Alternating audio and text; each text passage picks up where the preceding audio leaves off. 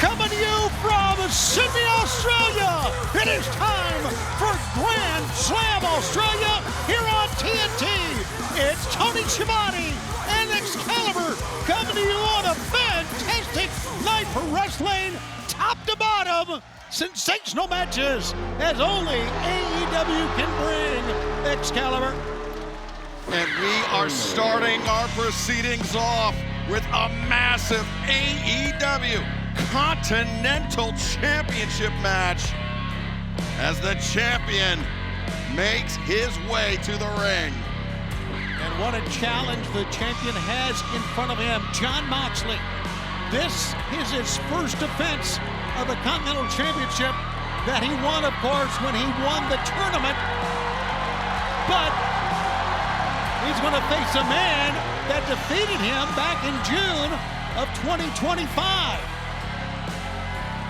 Your Grand Slam opening contest is scheduled for one fall with a 20-minute time limit and is for the AEW Continental Championship.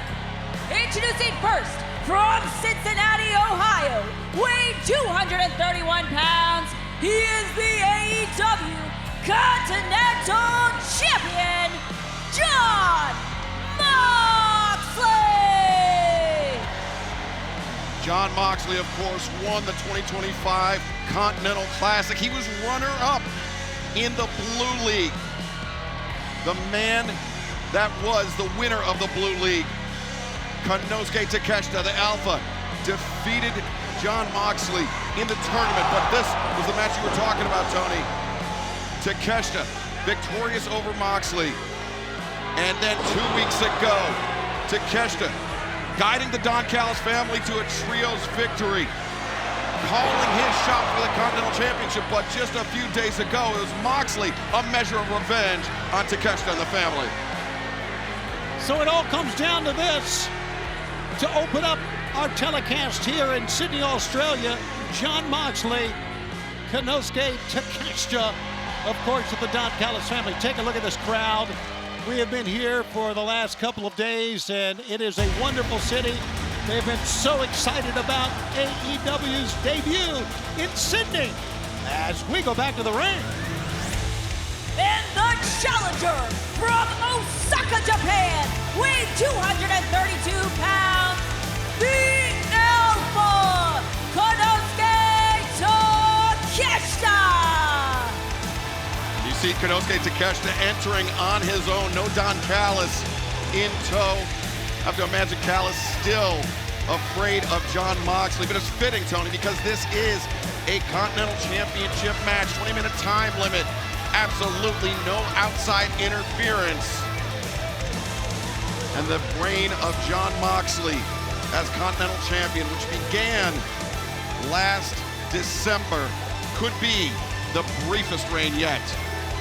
Jon Moxley comes into this match as you take a look at the fans, and you take a look at the setting for this great event here at the Kudos Bank Arena. Of course, here at the Olympic Park, where the Summer Olympics were held back in 2000, 26 years ago. Jon Moxley, since the loss to Takeshita that we saw, Excalibur has now won 7 straight matches, so he's been red hot. And Takeshita giving that blemish to Jon Moxley during the Continental Classic. He finished the tournament, Konosuke Takeshita did, with 13 of a maximum 15 possible points in the Continental Classic. Really seemed like he was the odds-on favorite, Tony, to win the entire tournament, but it was the screwdriver that Kyle Fletcher planted, that's right, that Kazuchika Okada employed, that ended Takeshita's Continental Classic run. Well, you can just feel it here tonight. This has a big, big game feel, and it should. The Continental Championship has become such a fixture in AEW and such a championship that all wrestlers going to be a part of. Very even split Boy, amongst the Sydney faithful here. Support from both Takeshita and Moxley. Shoulder tackle. Neither man willing to give ground. Oh, Takeshita slipped in that kick high. Looking for raging fire here in the early moments, Tony. Now, Death Rider avoided. How about both men trying to go for the quick win that time? Then basically a stalemate. And Jon Moxley, look at this, slowly making his way. Looking around. Takeshita's eyes focused on Moxley. Top to bottom, we have such a great card tonight.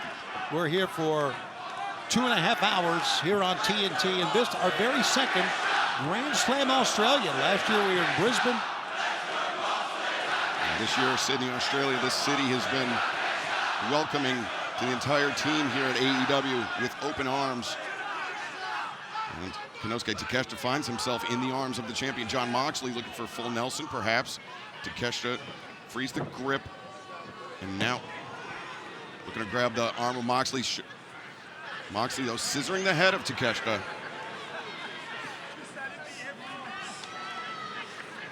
Takeshita frees the head. Eye to eye with Jon Moxley. Oh, look at this. And a clean break delivered by Takeshita. Tony, we've talked about the last, I was going to say a few weeks, but I mean, it's been more than a month about how Takeshita seems like an odd fit for the Don Callis family. He seems to trying to do things his own way, but keeps being dragged, seemingly unwillingly, back into the Don Callis family business. And of course, a lot of that I think has to do with Kazuchika Okada and the personal problems that they obviously have with each other. Nice side headlock takeover by Konosuke Takeshita. Moxley was trying to grind that forearm into the nose of Takeshita. Takeshita just cinched his grip tightly, and now Moxley, though, transitions around back into a side headlock, or into a side headlock of Moxley's own. And this match starting out a highly technical affair, Tony, but we know Jon Moxley has his propensity to devolve into a brawling state. Moxley tries to tumble out of the way, breaks loose.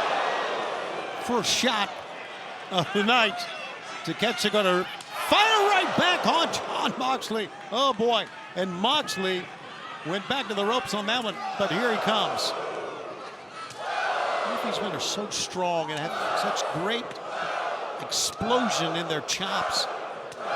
I don't know who's going to win this. Yeah, Jon Moxley just brute force. Konosuke Takeshita, finesse, technique on those chops.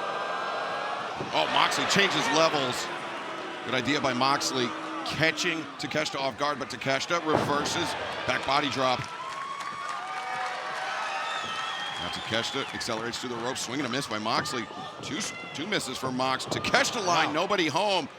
And Takeshita's momentum carried him to the outside. Jon Moxley's going to take flight here. Moxley on the move!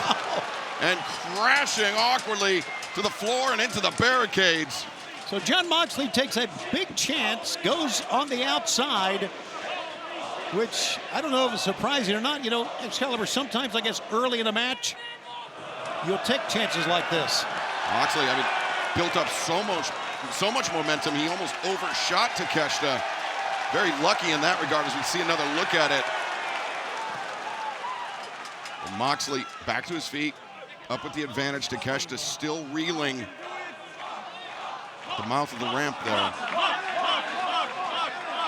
But the fans are into this each and every move, and we have a great card for you tonight. This is one of 4 championship matches on the card here. Remember our main event tonight, AEW World Championship title match. MJF versus the #1 contender, Brody King, the man who just days ago beat MJF in an eliminator to earn the opportunity to challenge for the title. And of course, the man that will challenge the AEW World Champion at Revolution coming up next month will be determined tonight. Will it be Hangman Adam Page or Andrade El Idolo? Women's Tag Team Championship is on the line. Like we mentioned, one of the 4 title matches. Babes of Wrath and Mega Bad, Penelope, and of course, the Mega Sis herself. And, oh, wait a second, Takeshita reversing Moxley, sends him in the barricade, and Takeshita follows the high boot into the jaw of the Continental Champion. Who's going to be shaved bald tonight? And tonight, it is match number 7 between Briscoe and Fletcher for the TNT Championship. This time, it is a ladder match. Kyle Fletcher defeating Tommaso Ciampa this past Wednesday night at Dynamite, returning to his hometown of Sydney, Australia with the TNT Championship in tow, but will he be leaving with the title tonight? Yeah, that's the question. Mark Briscoe in a ladder match. He's certainly, I think, made for that because he is certainly durable. Moxley put the boot up into the jaw of Takeshita now. Pile driver! Could be it. Let's see. Whoa, Takeshita landed under the rope that time. Well, maybe after that pile driver, Moxley had a chance to maybe try to cover him, but Takeshita landed really underneath the ropes. This is the 5th one-on-one encounter between Jon Moxley and Konosuke Takeshita. Tony, something tells me Moxley, he knows it's going to take more than that to put away Takeshita for the pinfall. Now stepping on the throat of Takeshita, Stephon Smith. Yeah, Stephon Smith, the referee, warning off Jon Moxley. Moxley looking to apply pressure to Konosuke Takeshita.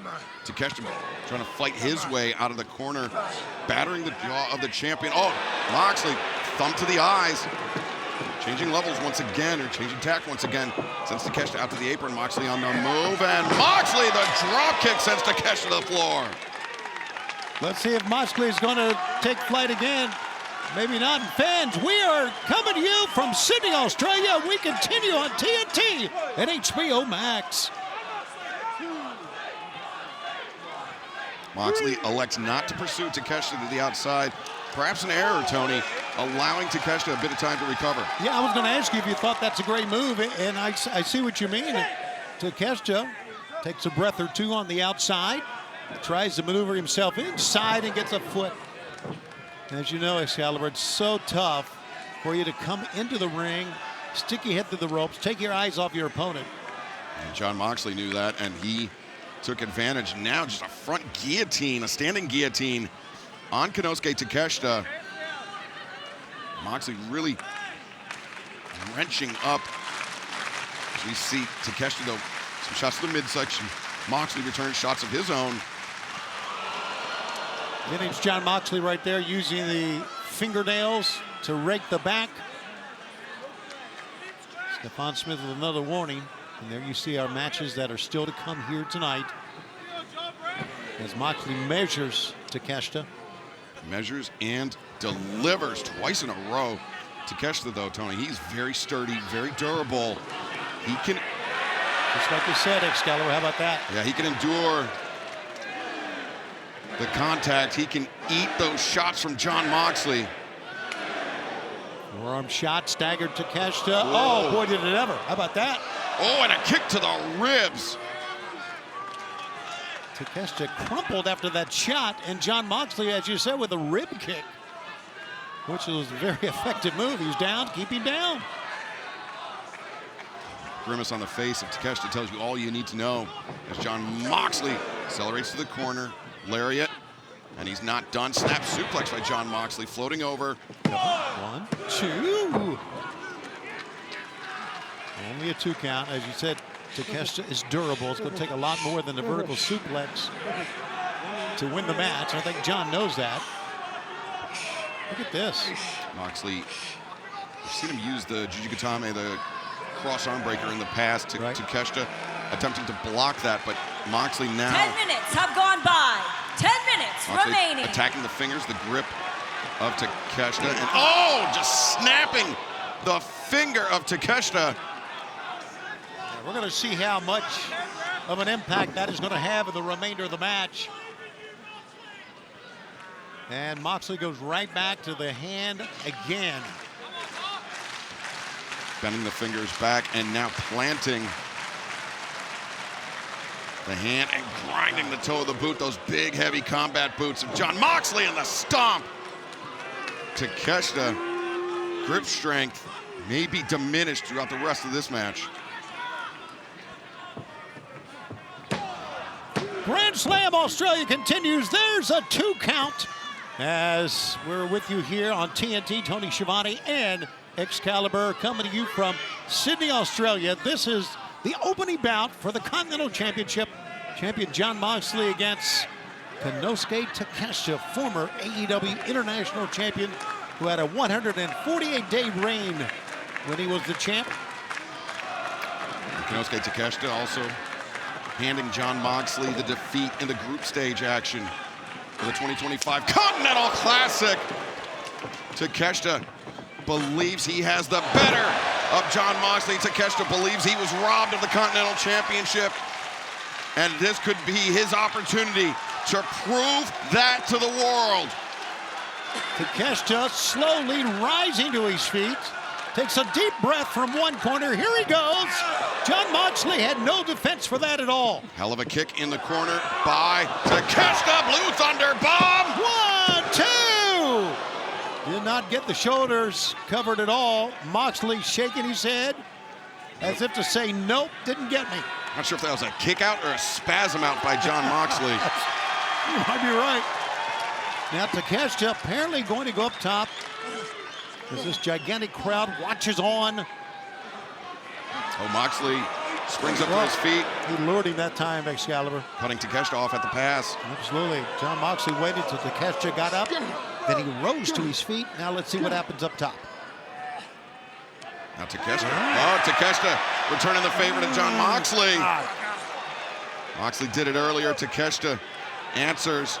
And now Takeshita looking for the sunset flip powerbomb. Moxley holding on for dear life. Moxley blocked it by holding onto that rope. Maybe even has a handful of hair of Konosuke Takeshita. Some rabbit punches followed by a big chomp on the head. But Takeshita, oh, Moxley took a moment to celebrate. Takeshita recovers.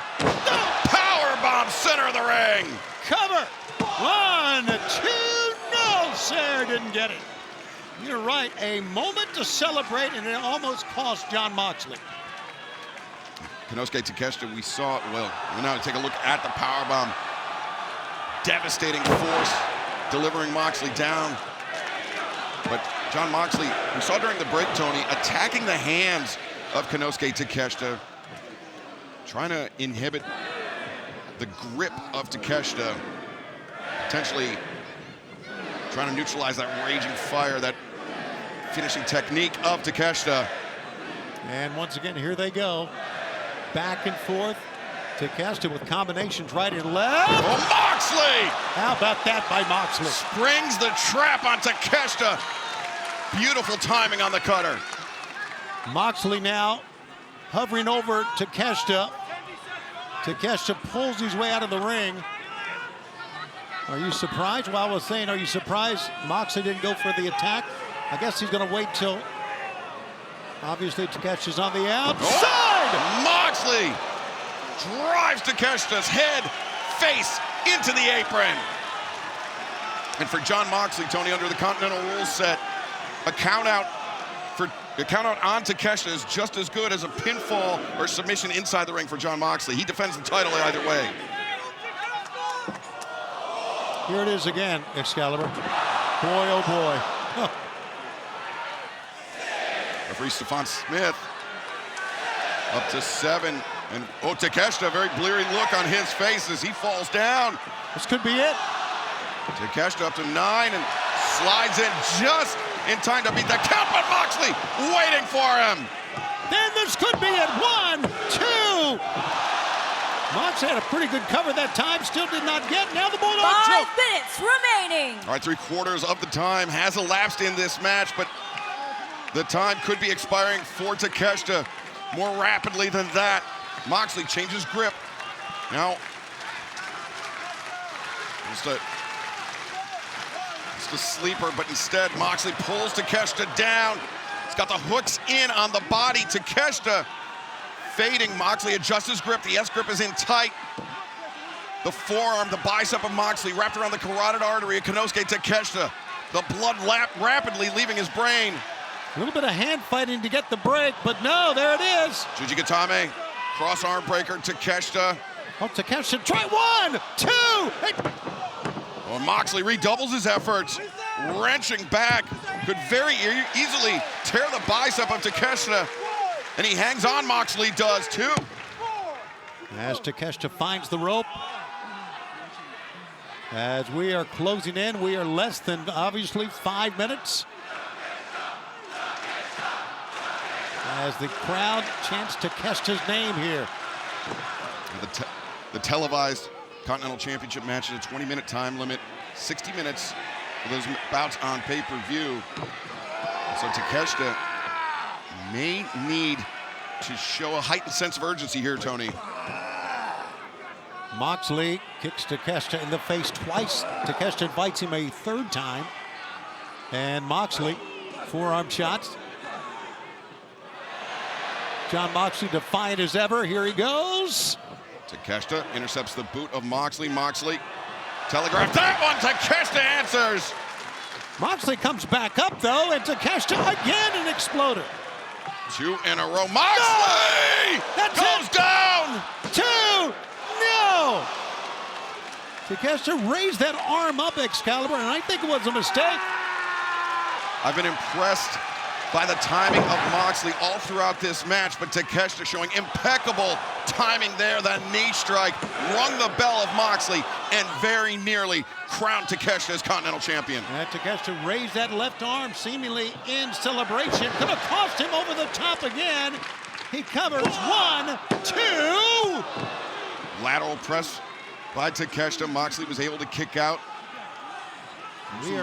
Using those legs, Tony, to break free of the pinning predicament. We are getting desperately close to the end of this match. Of course, they only give us a 5-minute warning as Takeshita now lowers that knee pad. He's got Moxley all lined up. Takeshita trying to unleash the knee. Moxley avoids it. Sleeper, no, Takeshita. Sleeper by Takeshita, Moxley. And both men slipping free. Death Rider attempt. Got it! Death Rider, he spiked him, Tony! 1, 2, no! He spiked him his right straight down, and a disappointed Jon Moxley thought he had won it. So did we. Here it is again, Excalibur. Boom! Straight down.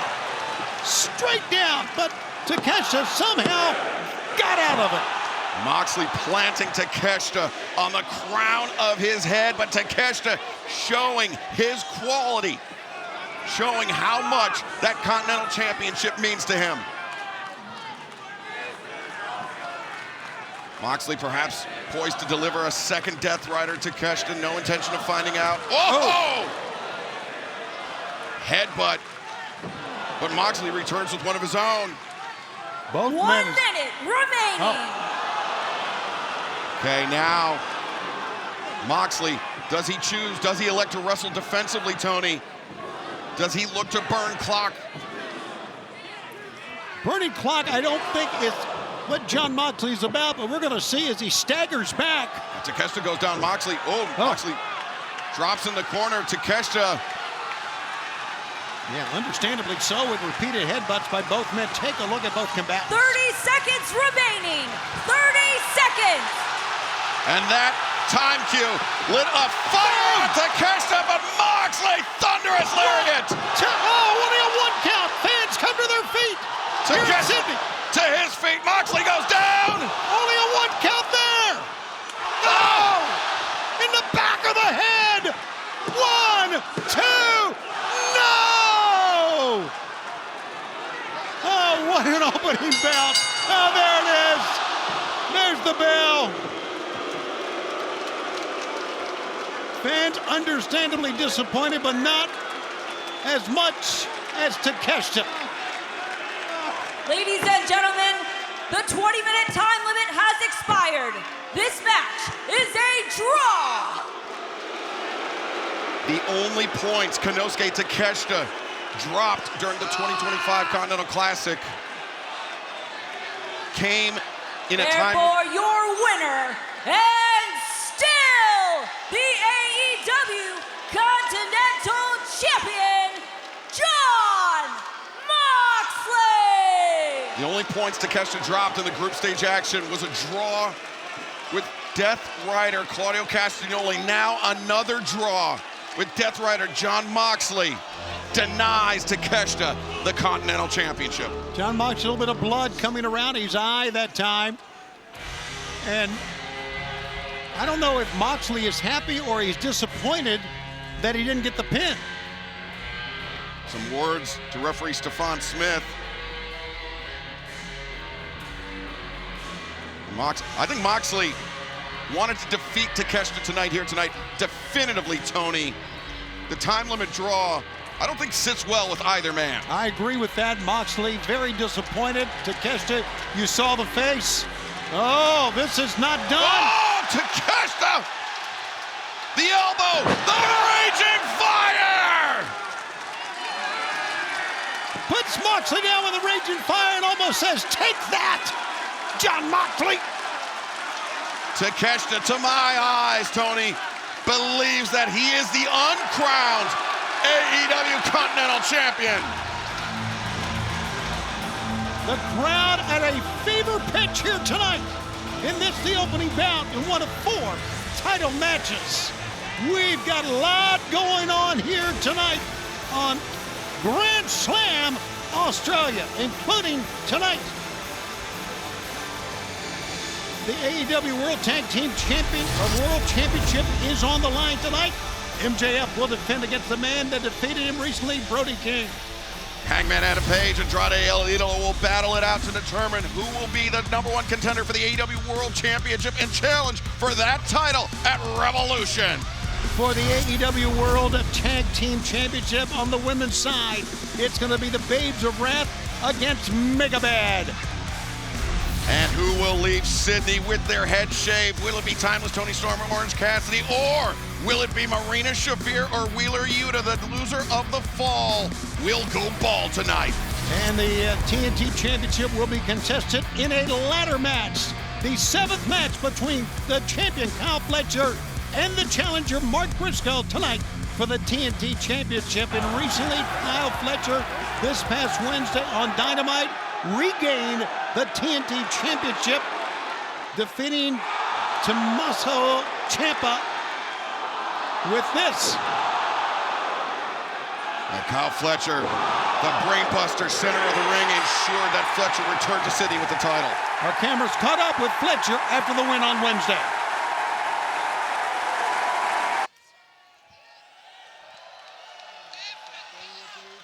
Thank you. I knew you'd win. Look at us, the only champions in the Dunkers family. Yeah. I always believed in you, but you know who didn't believe in you? Takeshita. Look, Okada. Thank you for always believing in me. And thank you for listening and not getting involved in my match tonight. But I have to ask, in Sydney this Saturday, could you please do the same? I need to prove that the Protostar is better than Mark Briscoe once and for all. Don't worry, Kyle. I promise I won't interfere. Thank you. But I still feel bad about the screwdriver. Look, Okada. It's in the past now. We are family. And we are Proto. Okada! Proto Okada, Yeah. Thanks, Okada. Thank you, Thank you, Kyle. buddy. Congratulations, champions. Champions. Yeah. 2 champions and all smiles, and coming up later tonight, the ladder match for the TNT Championship. Kyle Fletcher will defend against Mark Briscoe. Fletcher, of course, in his home country. Let's take a closer look at this rivalry. We got some history, Kyle! And you say you love to reach for the sky. How about you reach for this TNT Championship?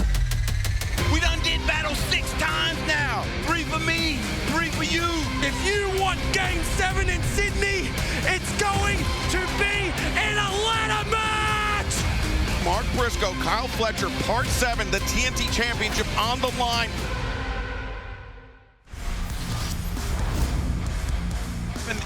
part 7 in the rivalry between Kyle Fletcher and Mark Briscoe still to come tonight. But coming up next, AEW Women's World Tag Team Championship match. Harley Cameron, Willow Nightingale taking on Penelope Ford and Megan Bayne next from Sydney.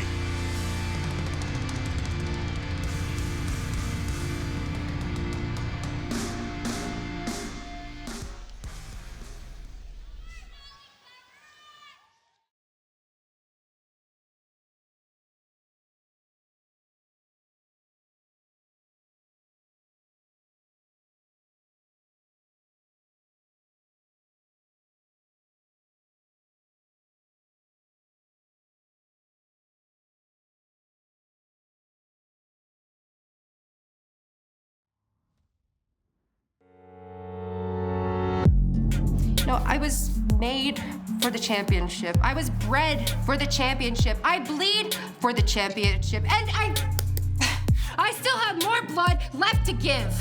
I don't give a You can cry, you can bleed, you can try to ruin my night, but everybody's going to remember this night as the night that AEW became toxic. Big stat daddy, you walked right into my trap. And I walked out as a champion. I had everything you wanted. And now I'll be everything you don't. You and I are very much alike. We both took each other to hell. The only difference is I loved it.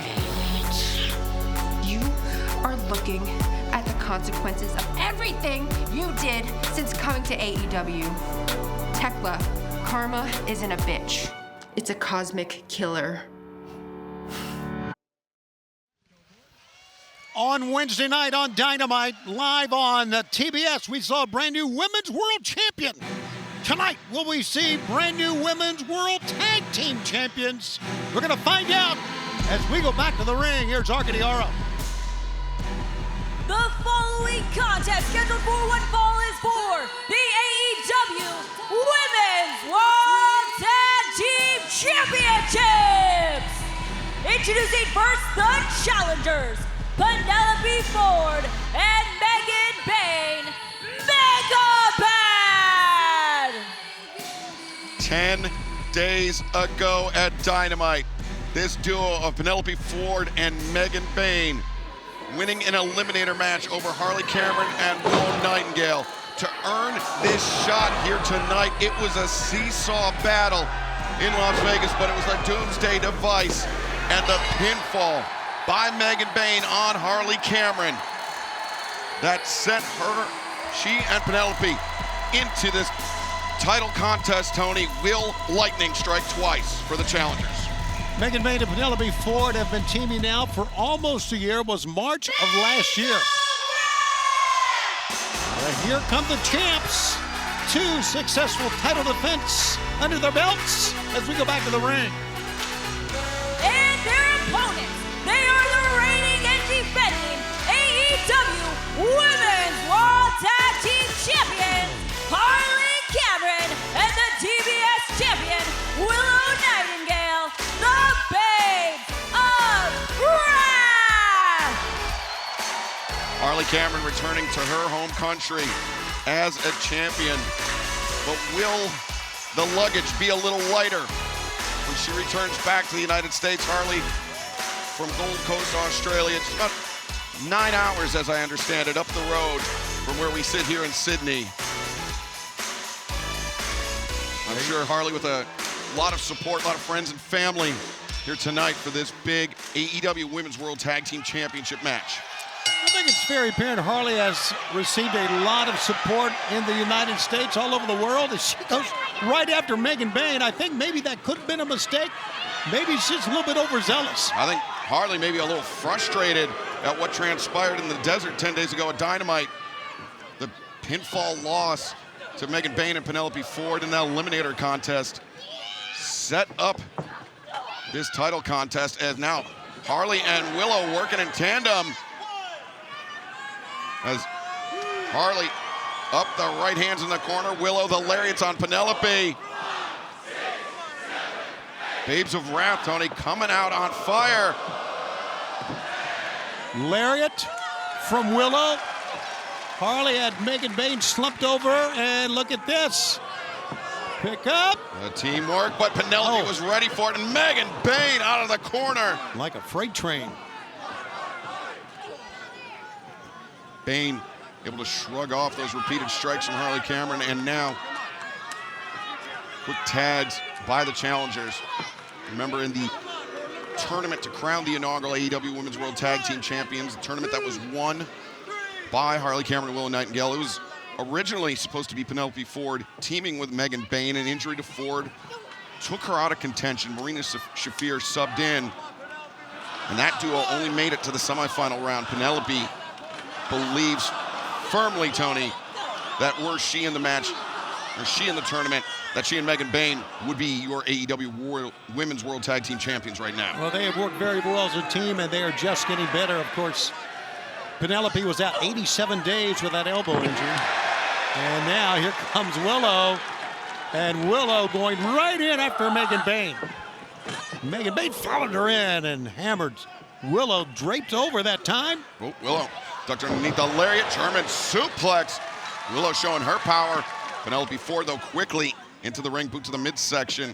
Hammer throw attempted, reversed by Willow. Penelope likes to come back with that cutter, but instead Willow is ready for it, and another German suplex, this time to the other half of the opposition. And Willow's going outside here. Watch it! Cannonball sent on, 2 for 1 for Willow Nightingale. It seems like she's wrestling with a bit of extra purpose, just like Harley Cameron was, Tony. Absolutely. So down here, She's pretty fired up. And once again, stacking up Penelope and Megan in the corner. by the way, happy Valentine's Day to everyone out there. And up on top is Willow. Shotgun from the top. And this match for the AEW Women's World Tag Team Championship continues on TNT and on HBO MAX.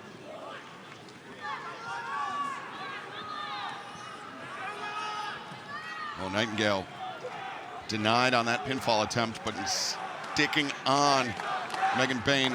Bain, though, reverses. Willow escapes. Went for the enziguri. Bain was ready for it. And now, Look at the strength of Megan Bain. fallaway slam, hoisting up Willow and tossing her. Bain making it look easy, Tony. Yeah, and I was just going to comment on the quickness that Willow exhibited, but I think the power of Megan a little bit more into the midsection. Look at Willow fight out of the corner. Willow realizing that she was in the lion's den, so to speak, with Penelope on the outside, Megan on the inside, trying to extricate herself from the opposing corner, but Megan Bain just maintaining control of the wrist of Willow and taking her off her feet repeatedly.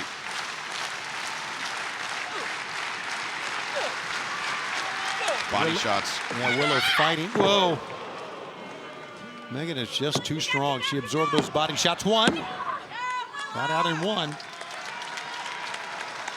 We see some of our great matches that are still to come tonight on this 2.5-hour telecast from Sydney. Whoa. How about Penelope Ford? Hitting pretty hard that time.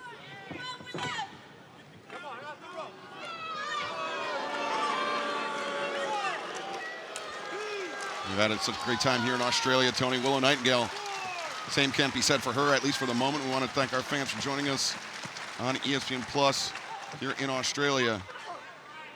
Yeah, as part of Disney Plus, and we certainly appreciate all the excitement surrounding this venue.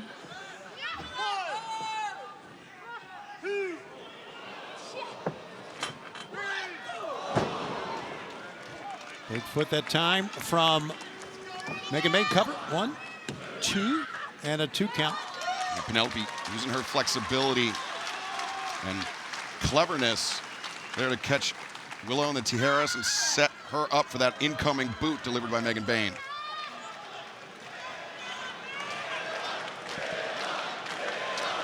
As Willow trying to get back to a vertical position. Megan Bain Trying to hold on to one half of the champions and just a sledgehammer across the spine. So strong, vertical suplex.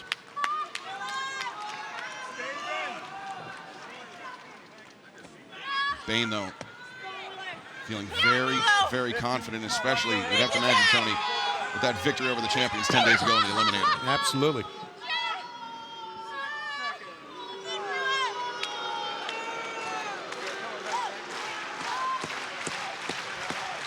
It's Grand Slam Australia. This is for the AEW World Tag Team Championship. Tony Schiavone and Excalibur. We're at ringside as the Women's Tag Team Championship. Right now, the champions seemingly in a bit of trouble here, Excalibur. Almost a mirror of what happened 10 days ago in Las Vegas in the Eliminator match. The champions do not seem to have an answer for Megan Bane and Penelope Ford.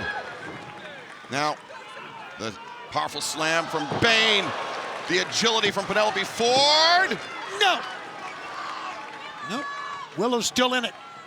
Penelope with quickness. Tag brings Megan Bane back in, who slowly moves to the attack, bringing Willow in. And fans, I want to remind you that we have a lot going on here in Australia. Tomorrow we're in Brisbane for AEW House Rules.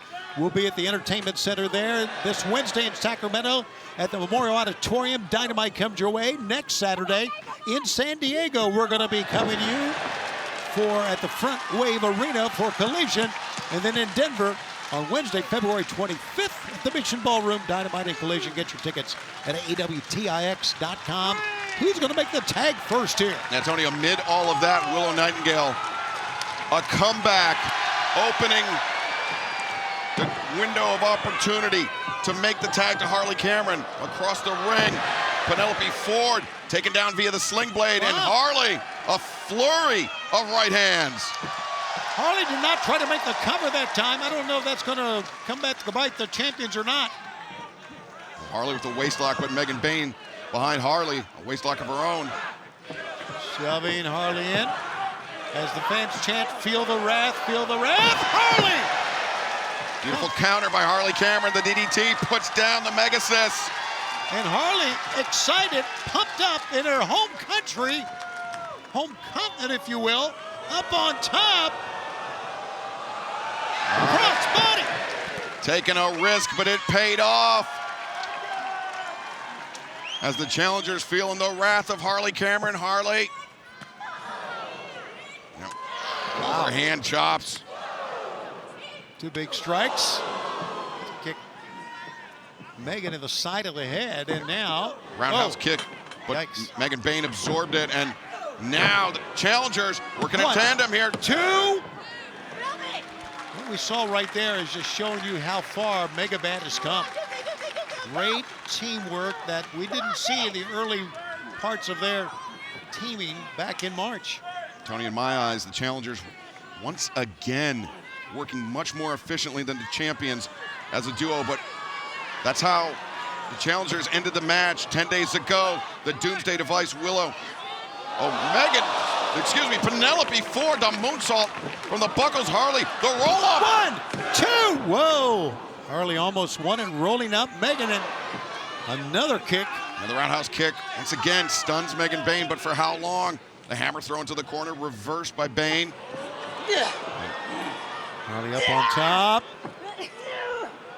Harley reversing. Nice pick of the leg. And Harley turns the corner. A single crab. Sitting deep on the back of Megan Bane. As you can see, Megan reaching out for the ropes. Hold on, watch out. Here is Penelope. Penelope Ford, the drop kick to break the submission attempt. Willow Nightingale, though, into the mix on the other side of the ring. Boy, she paintbrushed her off her feet. But a running shotgun that time from Megan Bane. Penelope rolls over to the side. And I think it's fair to call that one an Australian destroyer, Tony, from Harley Cameron. Absolutely. Boy, these women are leaving it all in the ring. I mentioned I thought the challengers, the more cohesive side thus far, but the champions are champions for a reason, Tony. They can persevere through adversity. just as they're doing right now. Now all four ladies of their feet slugging it out here. Right now, Mega Bad getting the advantage, sending the Babes of Wrath back to the rope. Reversal by the champions, pair of roundhouse kicks. And Bane sent crashing into Penelope Ford. And whoa! Russian leg sweep pump kick combination. Now Willow Nightingale legal for the champions. And a backpack. Oh! Cover 1, 2, and a 2 count. Megan Bayne, it's her turn to show her toughness here. Quick tags in and out. Now we see the cohesion of the champions, Tony. Death Valley driver that time, and low bridge by Penelope sends Willow crashing to the floor right in front of our desk. Meanwhile, a swanton dive missed. Megan Bayne tags in Penelope. Even the Megasis needing some relief as Penelope loses her grip on Harley Cameron, swinging a miss by Harley. Stunner delivered by Penelope Ford, and Bayne! The lariat from Megan Bayne! And now watch out, Penelope up top! Nobody home though for Penelope Ford inside the ring. Harley Cameron, backslide, high stack! 1, 2, 3!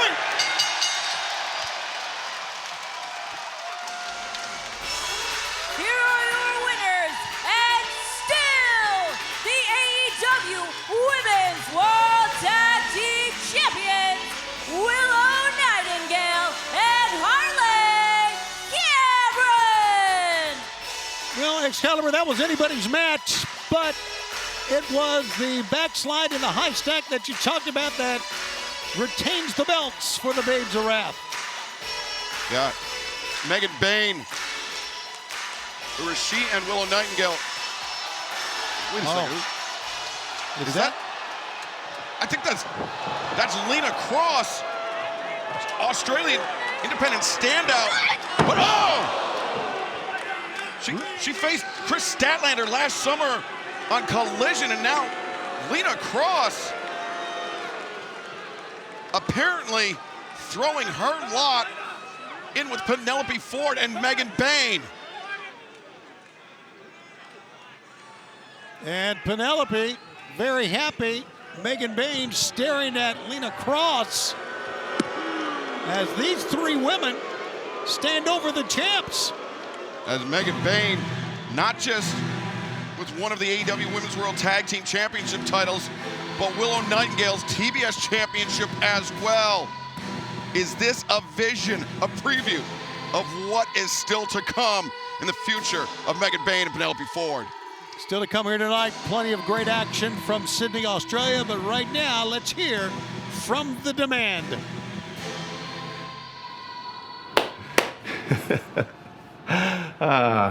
Luchasaurus, gave him a belting.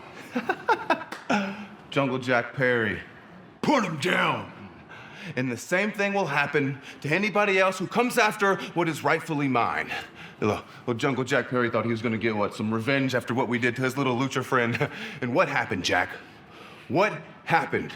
Not once, but twice, Jack. When the lights were the brightest, your lights got put out. And see, everybody knows I'm from Vegas. I live in Las Vegas, and there's a very famous saying in Vegas. You gotta know when to hold them, you gotta know when to fold them. So, Jack, you better fold them right now while you're behind, because if not, I promise you, Jack, something bad will happen very soon. That's okay. Until then.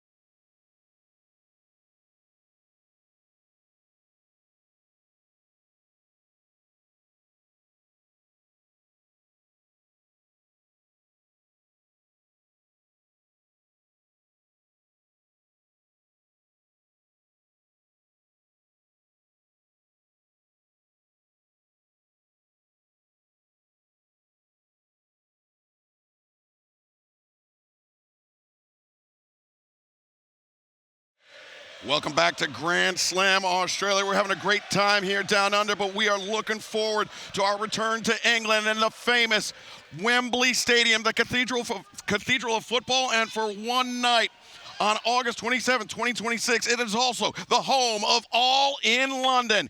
And on March 16th, you will get your first chance at getting tickets for this massive, massive event. It goes out to all the AEW insiders. Sign up right now at AEWTIX.com. All right, coming up next, we've got the match to decide who will go on the Revolution and vie for the World Championship.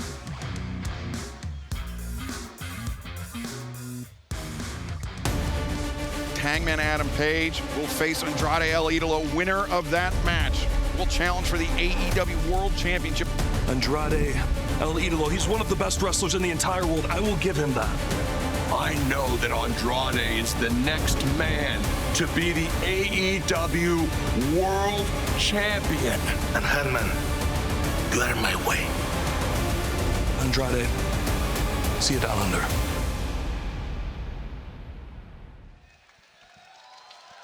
Hangman Adam Page, Andrade El Idolo. First meeting between these two tremendous wrestlers ever, and it's right here tonight on Grand Slam Australia. The following contest is scheduled for one fall. The winner will receive an AEW World Championship match at Revolution. Introducing first, accompanied by Don Callis. From Gomez, Palacio Durango, Mexico, weighing 241 pounds, Andrade El Idolo. Andrade El Idolo, he has been red hot since his return to All Elite Wrestling late last year, Tony. Undefeated in singles action, and now potentially one victory away for challenging to the AEW World Championship at Revolution on Sunday, March 15th in Los Angeles. Andrade has had so many big wins during his tenure here in All Elite Wrestling. Take you back to the Continental Classic back in 2023 and wins over Brody King, Danny Garcia, and Bryan Danielson back then. And of course, as you mentioned, 4-0, becoming a member of the Don Callis family. Including a victory this past, days ago, over Kenny Omega. Yes, sir. Andrade El Idolo, I mean, he's just looked phenomenal. But so has his opponent. And his opponent from Arians Creek, Virginia, weighing 229 pounds. He is 1/3 of the AEW World Trios Champions, Hangman Adam Page. Excalibur, you're right. There's no one quite like Hangman Adam Page, and just like Andrade El Idolo, 4-0 in this calendar year. It's just begun, of course, 2026. Hangman Adam Page feels, and I would say rightfully so, that he was screwed by Hook. He was screwed by the Ops in that cage match where Hangman lost the AEW World Championship to Samoa Joe. But then we closed out the year 2025 with World's End, and that's where MJF enacted his plan where he stole the AEW World Championship back. Crash you like you hit a wall after your energy drink. Break through with iDrink, the clean, crash-free productivity drink that enhances focus and stamina without caffeine or stimulants. Order now at iDrink.com or Amazon. Enter AEW15 off for 50% off. Don Callis has arrived. He's dropped his headset, as you can hear. Andrade shielding his mentor, his patriarch. I'm not sure what. Well, once Don puts his headset back on, we can ask him, but Andrade El Idolo Don, welcome to the broadcast. These people are ignorant, no class. It seems that the dislike for you is worldwide now. What? I've got all the best Australian wrestlers. I don't know why they don't respect me more. Shoulder tackle delivered by Andrade. Cocky cover there. Why would Andrade do something like that, Don? Because Andrade is on a roll and Hangman knows it. Andrade just beat Kenny Omega, for God's sake. Well, Andrade used the low blow on Kenny Omega, much like he used it on Swerve Strickland, to pick up 2 straight victories over former AEW World Champions Don. Andrade poised to make it a 3rd here tonight on Hangman Adam Page. But Hangman, you're going to have something to say about that. Andrade, whoa! Nasty. Hangman's going. Watch out, watch out. He's going for the buckshot. Close. Right now, here he goes. No! Buckshot, but Andrade was ready for it. Hangman was ready for the DM attempt, and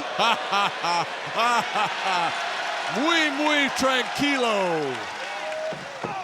Yeah, muy mistake-o. Boot to the jaw. In Spanish. Andrade and Hangman elevates over the top, takes Andrade down. It's been a challenging time here in Australia. I've had to have Andrade seconded to a very unique, out-of-the-way hotel because of all the Australian ladies that have been interested to come and get autographs and things like that. That's very interesting. Yeah, he's very popular. He's a hell of a striker, too, as you can see and we heard.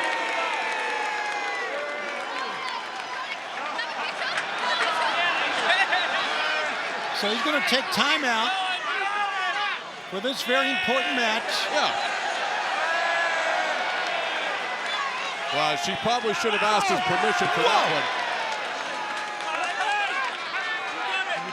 Hangman, boot in the face, and now some words. Don't take a picture with this degenerate cowboy. How about that?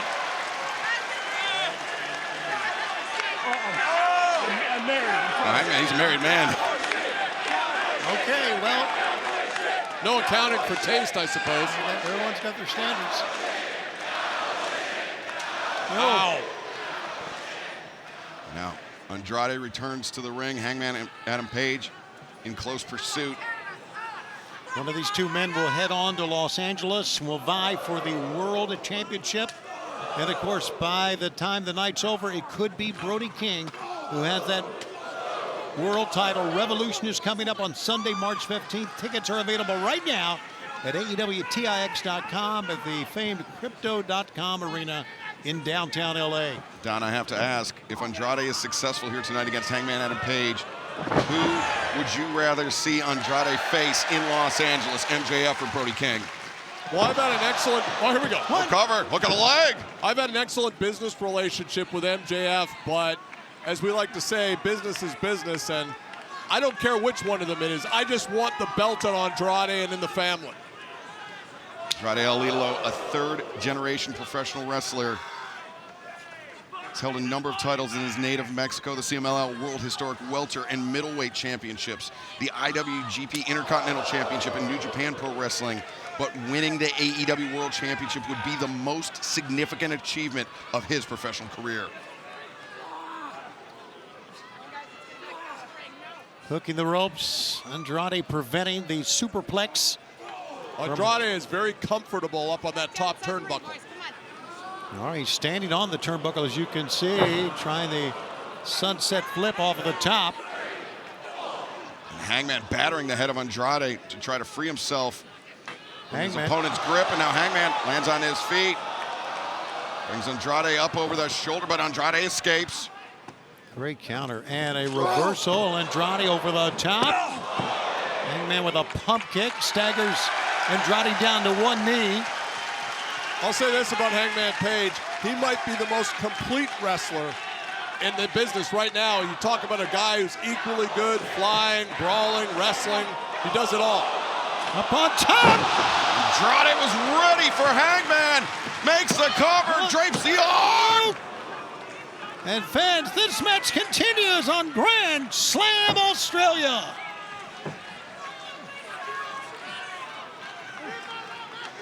Wow. How about that? You're talking about 2 top-tier athletes going at it. Of course, the reality here is Andrade is a phenom. That's the reality here.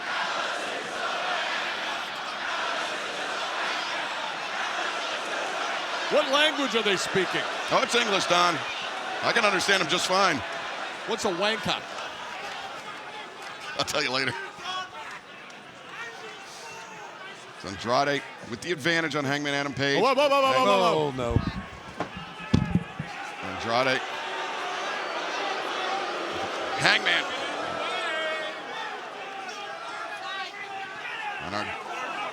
Against our announce desk, and now battering Hangman towards the corner of the barricades.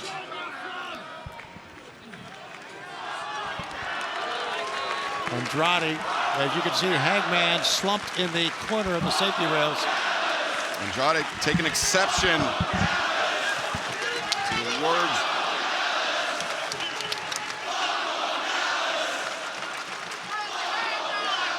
Well, Don, he's got the headset off. Don, you're taking some momentum away from your wrestler here. I'm not doing anything. I mean, Andrade is very protective of me. What? I didn't do anything. What's wrong with him? Oh! Andrade! Whoa. There you go. That'll straighten you out. Dodged the attack of Hangman Adam Page and landed a powerful boot to the side of the head. Look at the physique. Yeah, he's a phenomenal athlete, no doubt. Absolutely a gorgeous human being. Believe it or not, Andrade El Idolo spent the very early part of his career wrestling under a mask. What a shame that's a crime. And a cover. 1, 2. Aubrey Edwards only got 2 on that.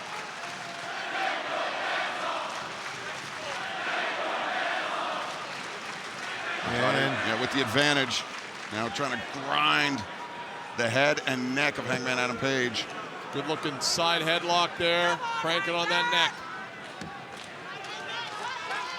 As you can tell, very, very strong, well-developed upper body. Andrade looked at Aubrey Edwards and asked him, but obviously it will take a little bit more than that.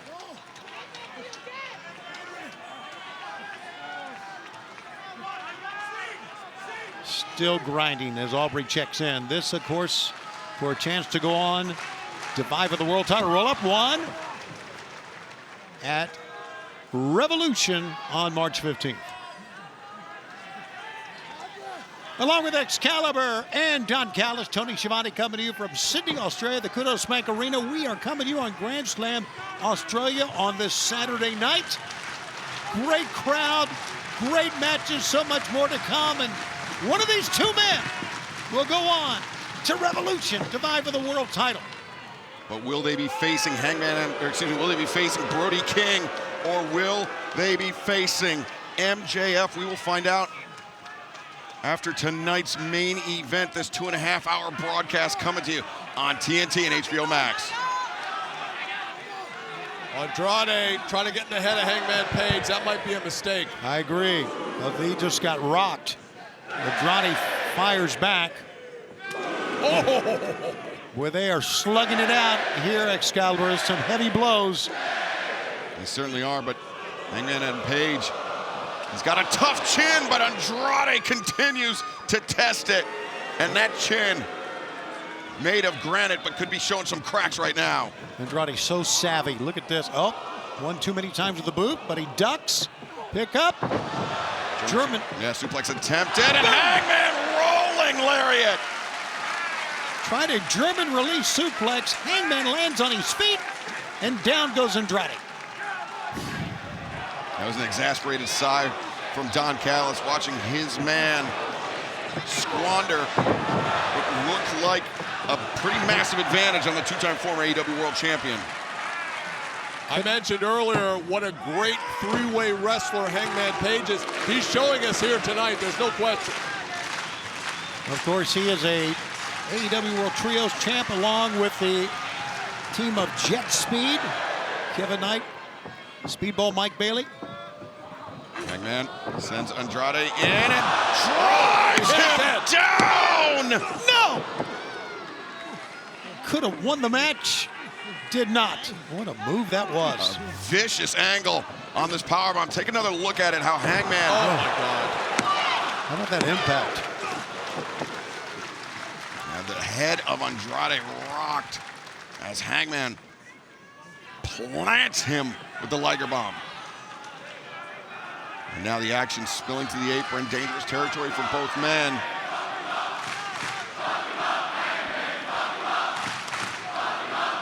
Fans here suddenly behind Hangman, as we've known from the onset. Yeah.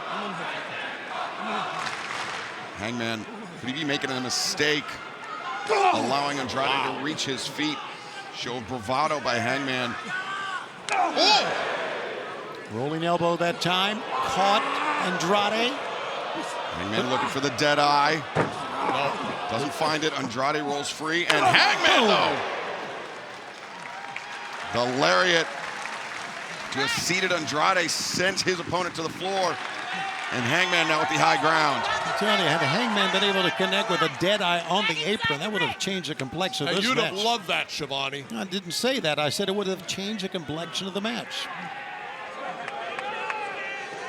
Hangman returns. Andrade to the ring. And now,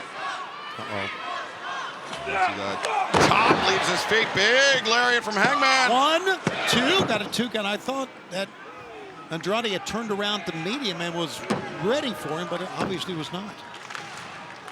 You mentioned that Andrade, back-to-back victories over former AEW World Champions and Kenny Omega and Swerve Strickland. What about the news that Kenny Omega and Swerve Strickland will meet one-on-one this coming Wednesday night? Dynamite, 8/7 Central on TBS HBO MAX as we return to Sacramento, California, live for that one. I was in the ring on Wednesday, as you know, Excalibur, and you talking about some tension between those two men. And here we go, the three amigos from Estrada. Andrade, boom. People love it. Finds the third, 1, floats over. 2. Cocky cover by Andrade. Aubrey Edwards, in my opinion, is off her game tonight. Why do you say that? Can't count past 2, apparently, when it's our pin. She hasn't counted past 2 for Hangman either. I might have to educate some of these referees on the proper way to count for the Don Callis family. Proper way to count for the Don Callis family. Don, you should join her on AEW Unrestricted podcast. That's Yeah, right. that will never, there's no amount of money. Andrade, Alidolo to the top, moonsault press, no. Oh my goodness. But the knees got up, but still he was able to make a cover. 1, 2. That slight hesitation cost him this match right now. But he's got Hangman on the ropes. Hangman got the knees up. Andrade still was able to flop over and get a cover. Andrade has wrestled a tremendous match thus far, especially against a man that has won the AEW World Championship not once, but twice. Hangman up top, boom! Andrade had an answer for it earlier, Tony, but not that time. Nope, not at all. Hangman has really used these clotheslines to his advantage in this match. Hangman goes over the top. Andrade goes back in. Andrade. Watch out. Oh, the tornado! But he Missed him. He missed him, you're right. Missed him, and Hangman was ready, and Hangman. Oh my God. Oh my goodness. The fall away slam into the barricade. The thing about Hangman Page is that he literally will do anything. And I mean anything in a match to win. And we saw it during that intense rivalry with Swerve Strickland, Don. The lights out match. The lengths he would go to. And we saw it again in All In Texas last summer when he defeated Hangman, when he defeated Jon Moxley to win the AEW World Championship, and now perhaps poised to deliver a buckshot lariat. Hangman. Vamonos. No. Oh, Andrade the elbow! 1, This is it. This is 2. it. This is it. No, not yet. It's amazing. Take a look at this again. Andrade. Boom. Look at Aubrey Edwards out of position. Now she was right there, Don. 2. That boot from Andrade, almost like he goes with a feint and then turns the corner with that back elbow. And one of these two men, Hangman Adam Page and Andrade Alito, will face the winner of our main event, MJF, Brody King, for the AEW World Championship. That's it. 1, 2, and the match still goes on. God. Andrade is very angry. I don't know what to say, Romano. Frustration all over the face of Andrade Alito, but he still has some arrows in his quiver, Tony. Let's see how many. Double underhook. One. Back and forth. Oh, impressive strength there. Poor strength by both. But No. What is he doing? What? Don Callis is going to the ring. Don Callis arguing with Aubrey Edwards. He's been displeased with her officiating all match, but while all of that's going on, Hangman Adam Page. This is all a plan. The low blow. Hangman was ready for it. Oh! One of his own. Andrade goes down. And Aubrey Edwards, she didn't see the low blow, but she's gonna see a boom shot. Lariat. 1, 2. It's Hangman. Your winner, receiving an AEW World Championship match at Revolution, Hangman Adam Page. Sunday, March 15th, Revolution from the Crypto.com Arena in Los Angeles, live on pay-per-view and HBO Max.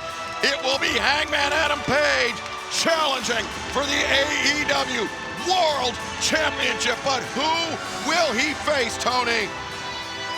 It will either be the current champion MJF or the man that defeated MJF recently in Brody King. That'll be our main event tonight on Grand Slam Australia. How about this? Part 7 between Kyle Fletcher and Mark Briscoe. TNT Championship, a ladder match, Tony. But coming up next, our mixed tornado tag match. The loser of the fall gets their head shaved next.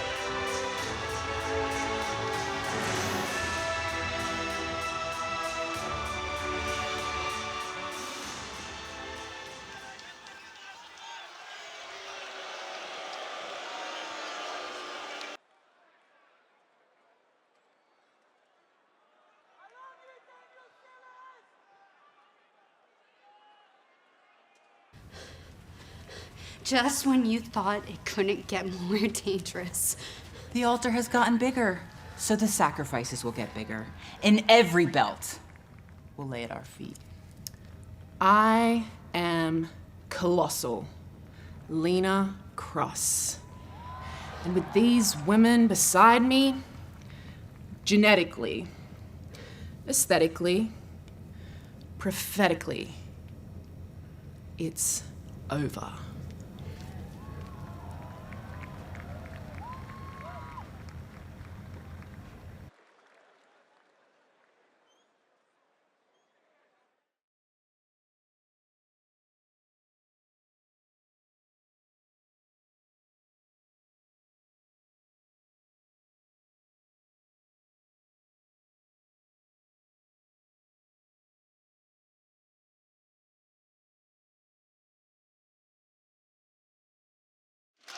And fans, you're hearing the official theme song of Grand Slam Australia, the first test by the Australian band Speed, streaming now on Spotify and Apple Music.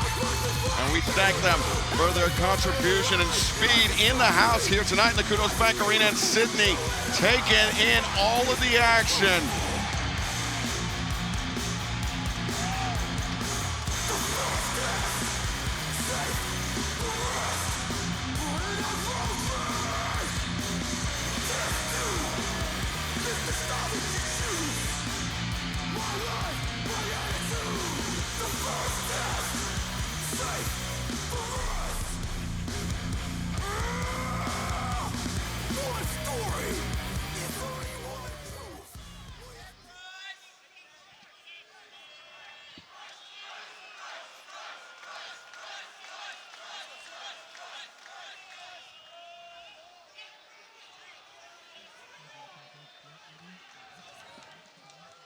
All right, ladies and gentlemen, it's time now for some mixed tag team action. Are you guys ready?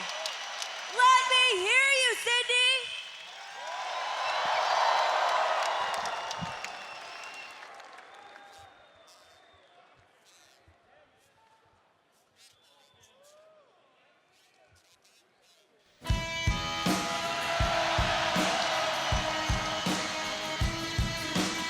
This is a mixed tornado tag team match scheduled for one fall.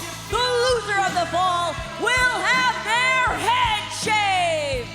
Introducing first from wherever, Wayne, whatever, freshly squeezed Orange Cassidy.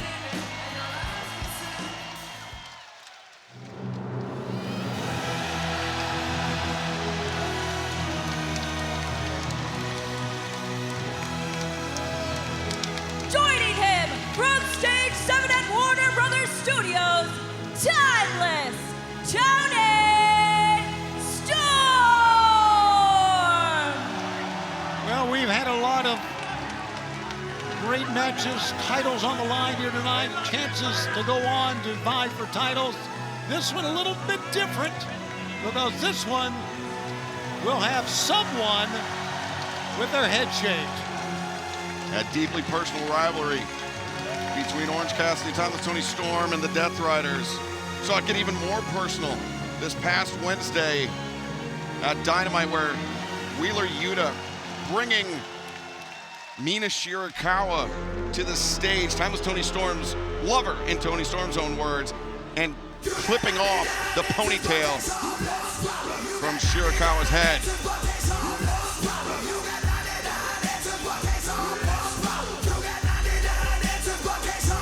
Wheeler Yuta, Marina Shafir. And their opponent, Wheeler Yuta, and the Problem, Marina Shafir. You notice that pink braid in Wheeler Yuta's hair? That was the hair, formerly the hair that was on the head of Mina Shirakawa.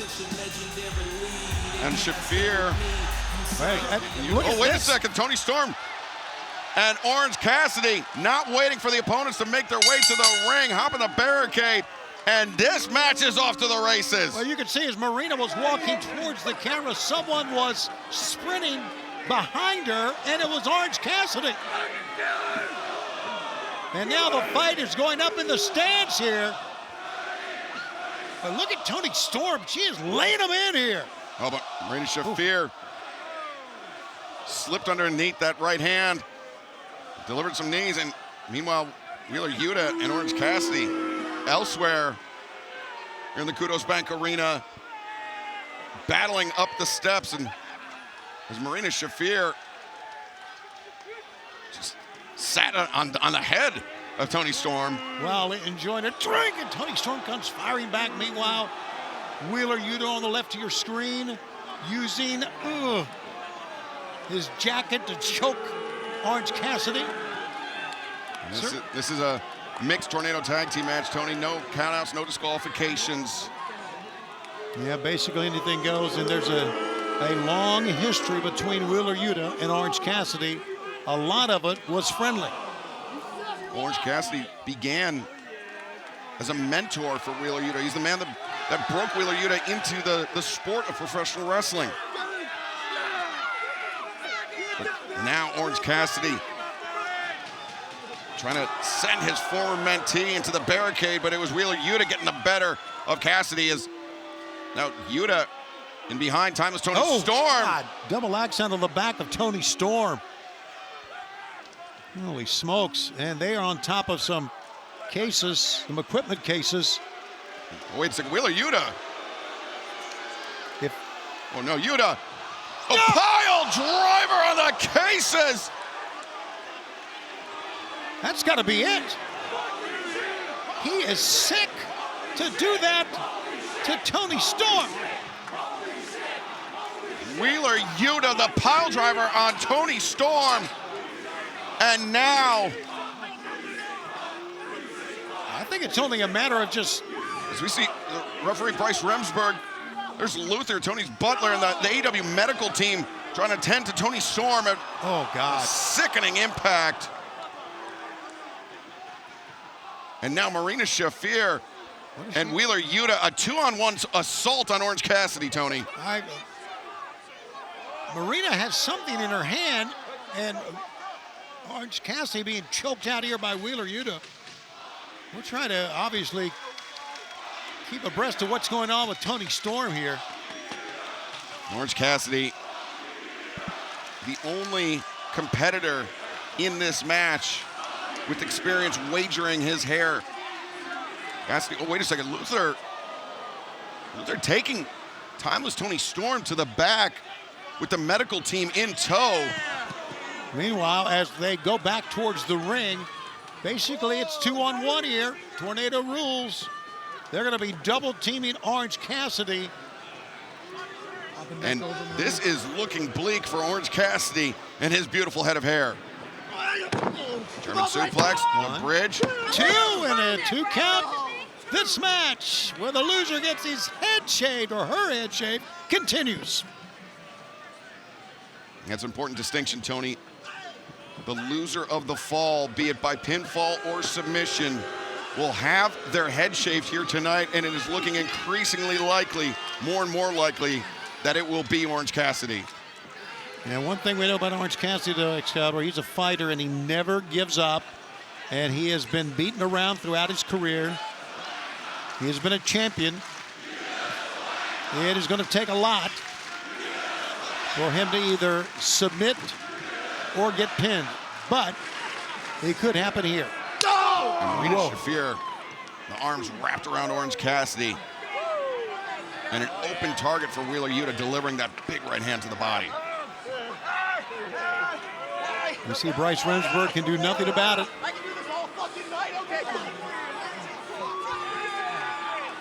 Wheeler Yuta taking another page. One of our broadcast colleague, Brian Danielson's playbook, reminding everyone that he has till 5, but in this case, more than 5. Well, look at Marina. You talking about a dangerous lady. Holy smokes. Crowd chanting for Tony Storm, trying to urge her on, but Tony Storm, we presume, undergoing medical attention in the back after that devastating pile driver from Yuta. Yeah, Luther was all decked out as a barber. He has the clippers, scissors over here to our left, but he's nowhere to be found right now in the back with Tony Storm. The Death Riders contingent feeling like they have this match well in hand. Shafir delivering the elbow drop on Orange Cassidy. And I just wonder if it's a good idea. You know, we've seen it so many times throughout pro wrestling. 2-on-1, just taking care of their opponents, allowing their opponent to find a way to come back. Let's see if there's Cassidy coming back now. Oh, look at him, Cassidy with... Showing some fire, but cut off very swiftly by Marina Shafir. Well, kicks to the inside of the legs. A headbutt to get Marina to back away momentarily. Oh boy, look, he wants more. And she's coming with some heavy shots here. More than happy to deliver more is Marina Shafir, and takes Cassidy off his feet. Yeah, once again, the inside of the leg picks up Cassidy for almost like a full Nelson. You know,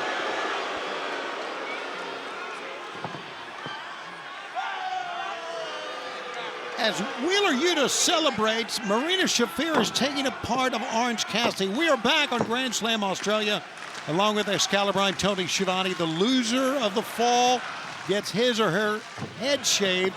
Tony Storm was taken out earlier. She's nowhere to be found. Moments ago, we'll take you back to what happened just before the break. Wheeler Yuta on those road cases. Outside of the ring, the pile driver delivered to Timeless Tony Storm. She was brought to the back by Luther. She's undergoing medical attention right now, and Wheeler Yuta has been... Wheeler Yuta and Marina Shafir have been dominating Orange Cassidy. A pitched battle for Cassidy, but he is not out of this fight yet. Did you see holding these midsection is great takeover by Marina. Marina, is this mother's milk she's trying to put on Orange Cassidy? No, instead, just maintaining control of the wrist and mocking the dancing that Orange Cassidy enjoys with Timeless Toni Storm. Oh, look at this. Oh, look at this! Toni Storm! Toni Storm, in a rage, is back in. Down the ramp she comes, and she is furious at Marina Shafir. Ducks underneath, another German suplex. Toni Storm revived, ready, and performing. And the fans are going wild.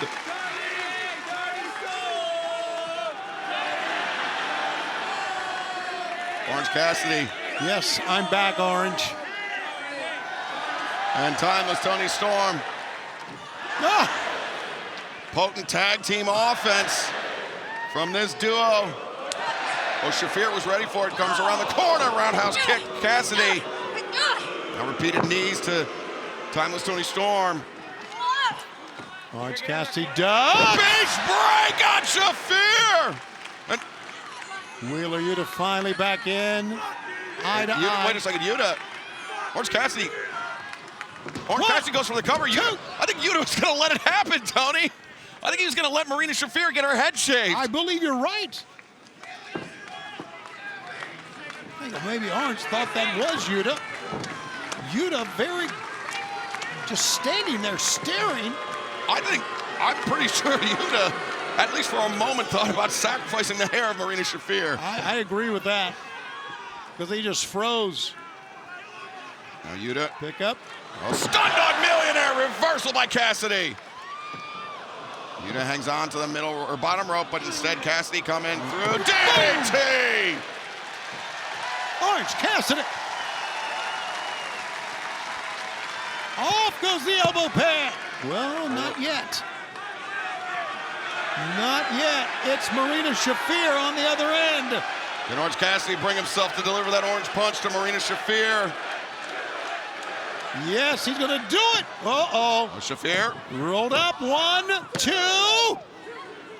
Orange Cassidy's kicking out, and Marina Shafir maintains control of the ankle of Cassidy. Here comes Wheeler Yuta. But also into the ring is Timeless Toni Storm, the TCM chicken wing. You heard Marina say, don't tap Yuta. And now, who is gonna give? Will it be Orange Cassidy or will it be Wheeler Yuta? Oh, they throw away their adversaries. Boom!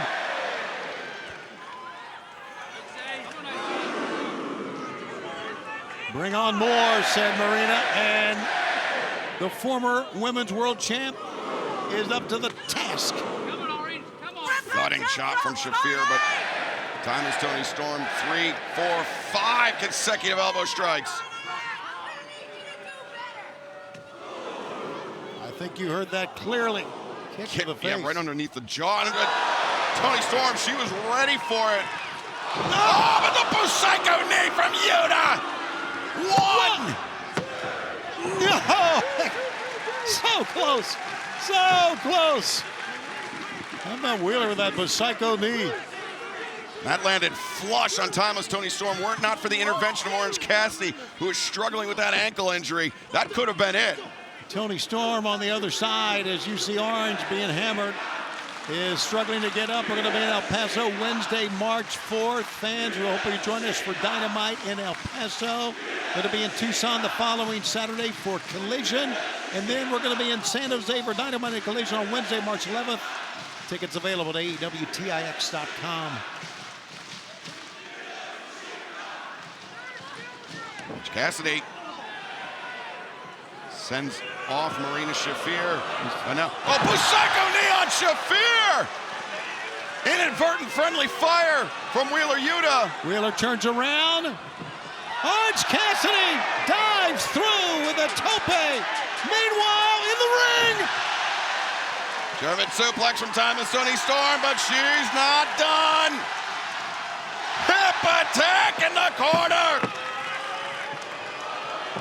And an orange punch for good measure. And a Storm Zero. Storm Zero to cap it all off. It's over. Here are your winners, Orange Cassidy and Timeless Tony Storm. As per the stipulation, Wheeler Yuta will have his head shaved. That disgusting, greasy hair of Wheeler Yuta will be left here in Sydney, Australia, Tony. You'll love to see it. And the fans do as well. Oh, look at this. Mina Shirakawa bringing the stool, the barber stool. As Luther to our left readies the implements. Now Wheeler Yuta's pleading his case with the referee, Bryce Remsburg.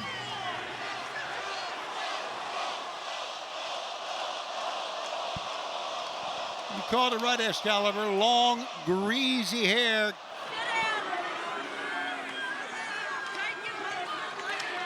Hell, take that beard off as well, why don't you?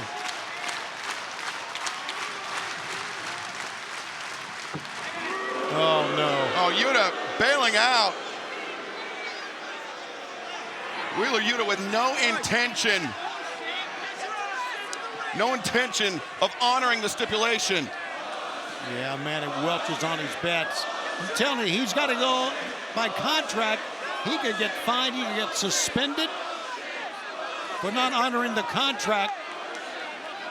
Wait a minute, John Moxley has come out.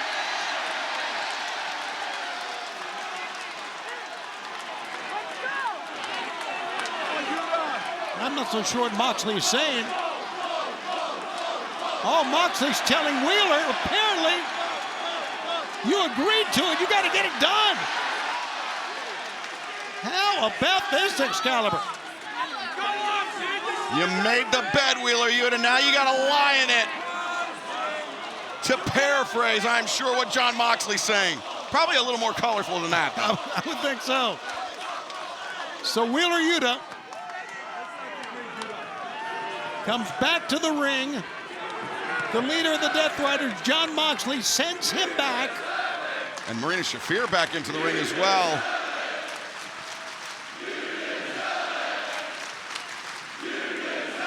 Well, we've heard that "you deserve it" chant many, many times throughout the years. Never more. I think Tony Storm is going to give Mina Shirakawa first cut.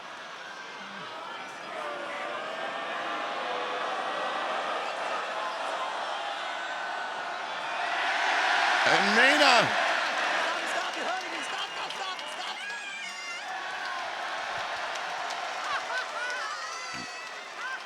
Mina taking her prize back from Wheeler Yuta.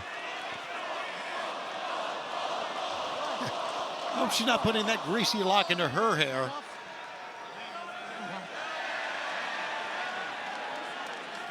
And Tony Storm just a piecemeal approach to the haircut. And Orange Cassidy now. Oh. Sorry, buddy. The razor.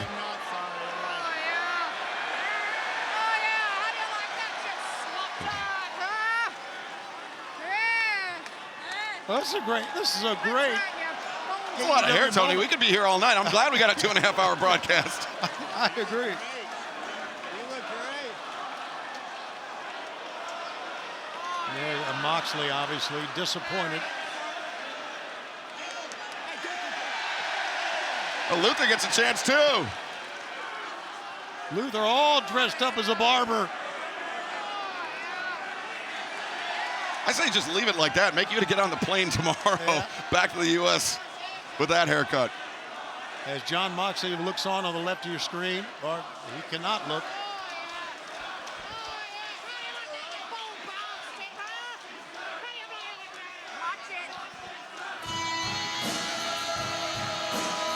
Well, not the night that Wheeler you'd have hoped for, as he's getting his head shaved tonight. Still to come tonight, MJF will defend the World Championship against Brody King. The winner will have to go on to Revolution. And coming up next, a ladder match for the TNT Championship here at Grand Slam, Australia.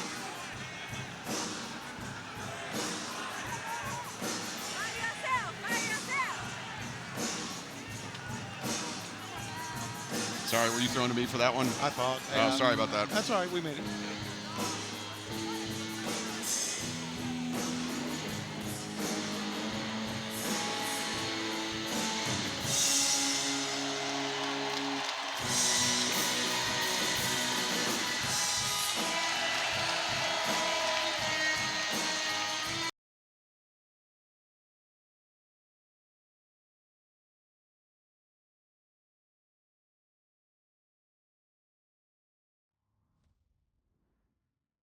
It's been a while since I had an AEW World Championship around my waist, and that's what this fan base wants to see. Am I right? I don't mean to speak for anybody else in this ring, but it feels like all three of us have something to prove. I will become the heavyweight champion of the world. Who will face Hangman Adam Page in Sydney, Australia? Get the freaking screwdriver! Wait a second, Swerve wrestled the screwdriver away. No, the low blow! And if it wasn't for you, I would have had that chance in Australia. I had to fight with EVPs for the last 2 years. You use your power to step in front of me, I'm gonna put you down. I don't need EVP influenced. I'm asking for a fight. Whatever happens next, it's on you. This Wednesday night, live on TBS and HBO Max, Swerve Strickland, Kenny Omega, one-on-one live from Sacramento, California. Can't wait for this one.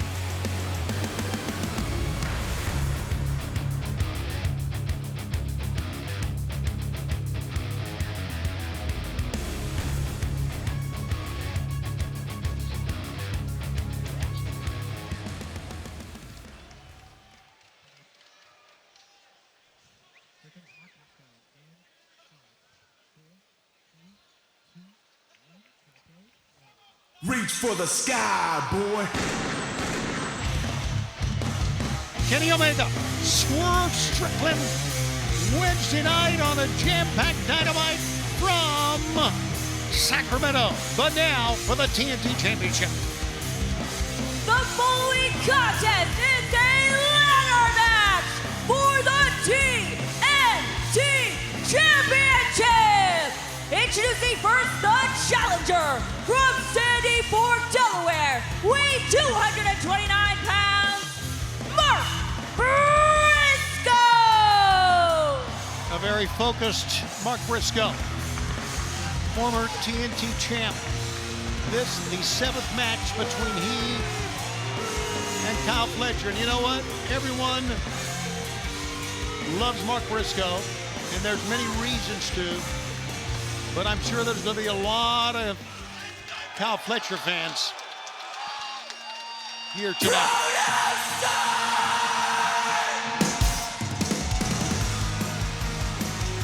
And his opponent from Sydney, Australia, weighing 249 pounds.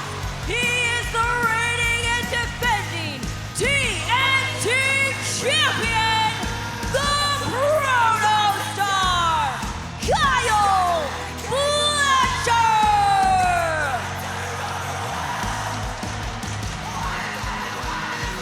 Kyle Fletcher being received warmly by his hometown of Sydney, Australia, but I think it'll be somewhat frostier reception once the bell rings that Fletcher will receive from Mark Briscoe.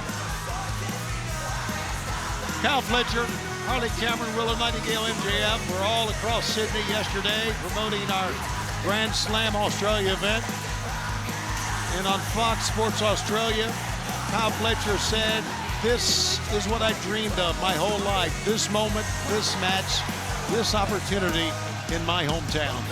You notice that Kyle Fletcher, when he was making his way to the ring, did not have the TNT Championship around his waist. That is because it hangs high above this ring. The only way to win this battle, the 7th battle between these two men who have split the series right down the middle, is to climb the ladder and bring that TNT Championship down from the ceiling.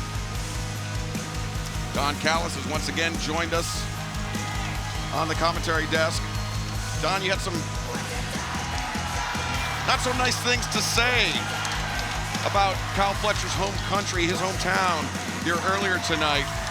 Did this reception that Fletcher received change your mind at all? Listen, one of the great things the Don Callis family has done is brought Kyle back to his native Australia, and we've been welcomed like conquering heroes ever since. So everywhere I go here in Sydney, by the way, people want to know about Kyle. Okay, that's a non-answer. And here we go. The bell sounds. This is for the TNT Championship. The TNT Championship, which Kyle Fletcher claimed for a 2nd time this past Wednesday night, defeating Tommaso Ciampa, who just 11 days prior beat Mark Briscoe to win the title.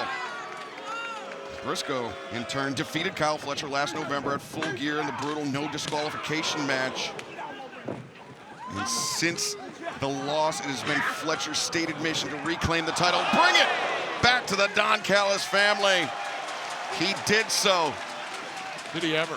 But maybe just for a couple more days. Whoa. Oh.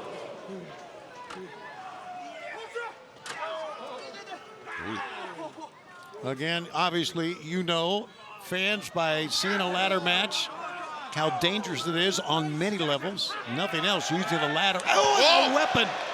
Fletcher, the half and half on the outside. Oh. Just like that, momentum is shifted. Now Fletcher trying to walk it off here. Here you see ladders. We have, what, 3 ladders around the ring? Yes, we do, that I can see. 4. I think 5, actually. 5, yeah, now I see and one 5. of them happens to be in the hands of Kyle Fletcher. Oh, and Briscoe! Humming through the scissor kick through the ropes, catching Fletcher flush on the jaw. Mistake for Fletcher to bring that ladder towards the ring in that fashion. And Mark Briscoe now. What makes this match so tough, Excalibur, is you have to get your opponent to a position where he cannot prevent you from going up to the ladder. It's not like a standard professional wrestling match where you just have to incapacitate your opponent for 3 seconds. It has to be long enough for you to set up the ladder, ascend the ladder, and unbuckle that TNT Championship title belt. Here's the other thing, simple physics. Kyle Fletcher's 6'4.5". That makes him closer to the belt that's hanging than Mark Briscoe, who is, 6'1". Sure, and we get that. However, if your man at 6, watch out, he's up top. Watch this now. Oh! Fletcher tossing Briscoe into the ropes, and Briscoe awkwardly crashing to the floor. Zero chance that Briscoe can come back after that. That was horrific. You may be right, Don. That was brutal to watch. And now, what's Fletcher planning to do now? I'm going to be watching that tonight in the hotel room over and over again. It was great. Fletcher, a moonsault off the ladder onto Mark Briscoe. Briscoe was trying to get to him. Briscoe had. Can we talk about how great Kyle Fletcher is instead of, oh, poor Mark Briscoe? No, that was incredible. That was incredible, absolutely. Don, I do have to give it to you. Not only does Fletcher have 3 inches in height on Mark Briscoe, I think the wingspan of Kyle Fletcher a bit greater than Briscoe's as well. So numerous advantages for Kyle Fletcher. Everyone in the Don Callis family is uniquely genetically gifted, long limbs and ectomorphs. Mark Briscoe put the brakes on before hitting that ladder that's poised on top of the ring posts. Briscoe on the move, but Fletcher, oh no, Fletcher. Power here. Lawn dart time. Oh! That was absolutely brutal to watch. Brutal to watch.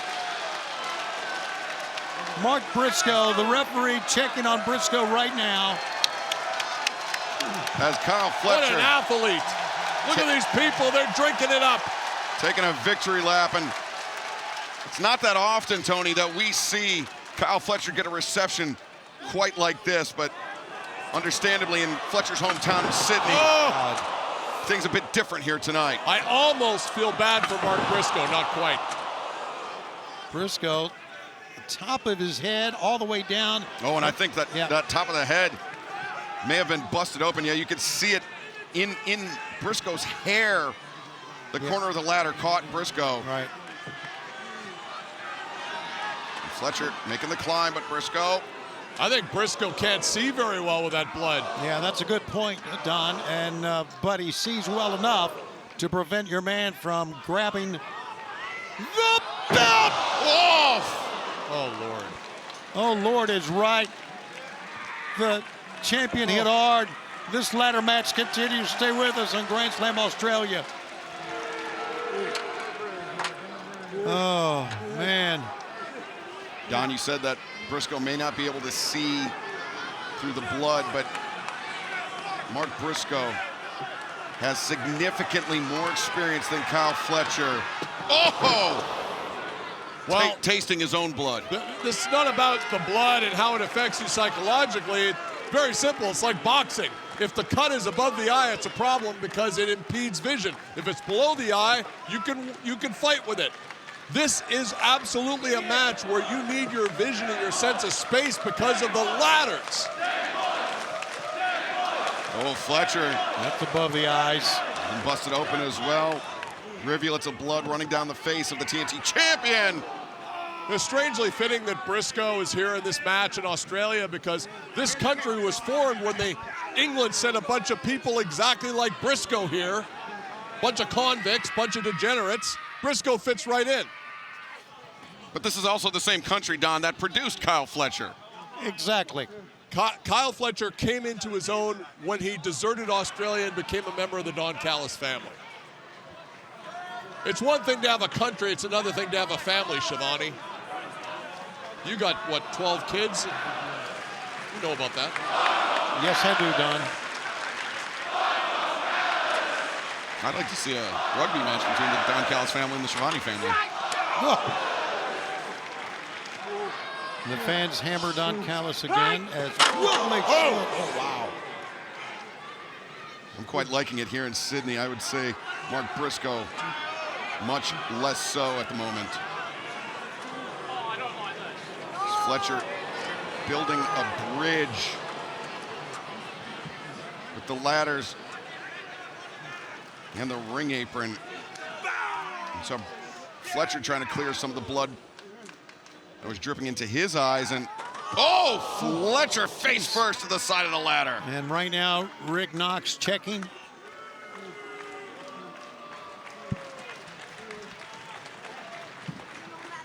As you can see, all the referees checking the extent of the injuries in both the combatants.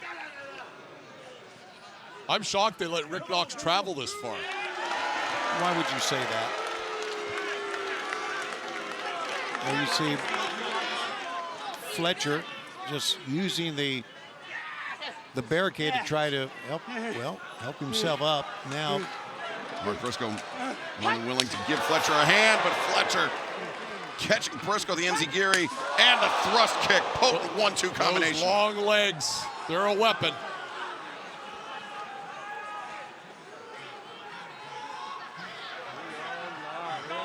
As you can see, this ladder match continues for the TNT Championship. The champion, Kyle Fletcher. The former champion, the challenger, Mark Briscoe, going at it in what's been a bloody affair thus far. Yeah, both men have been busted open by the ladder. The unforgiving angles, and now Briscoe, the boot. Has Fletcher on that ladder bridge that Fletcher himself constructed. And Briscoe. Come on, Kyle, you gotta move. You gotta get out of there. This is dangerous, so dangerous for both men. Vacate. Froggy Bow! Whoa. Terrifying. It is terrifying. You know what's funny? Yesterday, Kyle Fletcher told 2GB Radio, there is nothing else I want to do, and I'm willing to sacrifice a lot. in pro wrestling. Well, he's sacrificing a lot here tonight. Kyle is busted wide open, and that champion's DNA leaking out of his forehead all over the floor is not a good sign. The path potentially clear for Mark Briscoe to make the ascent, to grab that TNT championship held high above the Kudos Bank Arena here in Sydney, Australia. You see on the left of your screen, Fletcher trying to pull himself in, almost like swimming across the mat. Briscoe can barely climb. He's got to take two feet on each step. He's discombobulated from the blood loss. Well, you were talking about the length advantage of Fletcher, and it came through that time, Don. Look at Briscoe. He's unsteady. He's lost a lot of blood, guys. Fletcher's got to go a little bit higher here to get the belt. He touched the belt. Fletcher has lost his share of blood, though, but he is undaunted now with Briscoe. Powerbomb position. Oh, the ladder in half. He snapped that thing. Yes, he did. And now it's even more dangerous, those pointed, broken edges. What a battle. There are the edges we're talking about. Here it is again, Excalibur. Fletcher sends Briscoe down with such force. The fans here in Sydney, they've been great all night long, and they have been getting a grand slam for the ages. Will they see the hometown boy retain the TNT championship? He is making the climb. Mark Briscoe is trying to get to his feet. Mark Briscoe is up. He pulls Fletcher down with a big thrust kick. Mark Briscoe is now playing defense. He is just desperately trying now to stop Kyle from getting up that ladder. And it's been working so far, Don. I think Briscoe has abandoned any thoughts of offense here. He's in survival mode. Mark Briscoe has just been blocking those kicks of Kyle Fletcher with Briscoe's own face, unfortunately for him. Watch out now. And we've seen people in survival mode win matches before many, many times. Let's see what happens here. Second ladder now. The third ladder, entering the ring. Only two in working order. Briscoe's just feet away from us, and I can see from my vantage point the blood literally pulsing out of that cut.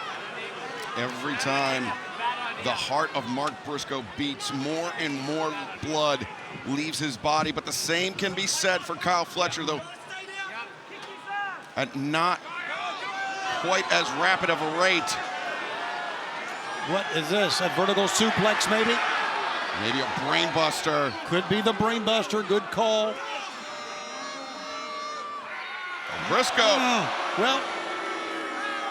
Sinks his tooth.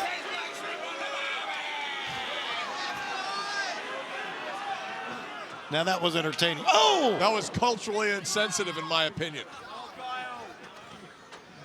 As Fletcher seated on the ropes. Briscoe straddling them now. Fletcher brought over the top. Briscoe literally just doesn't have any quit in him. I guess you got to admire that. Oh, wait a second. Briscoe. Whoa, whoa, whoa. Looking for the double underhook. He could be thinking Jay Driller on this ladder bridge. And this would be it. And there it is. Oh, no! The question is, can Mark Briscoe climb the ladder now? Because Kyle Fletcher, I do believe, is done.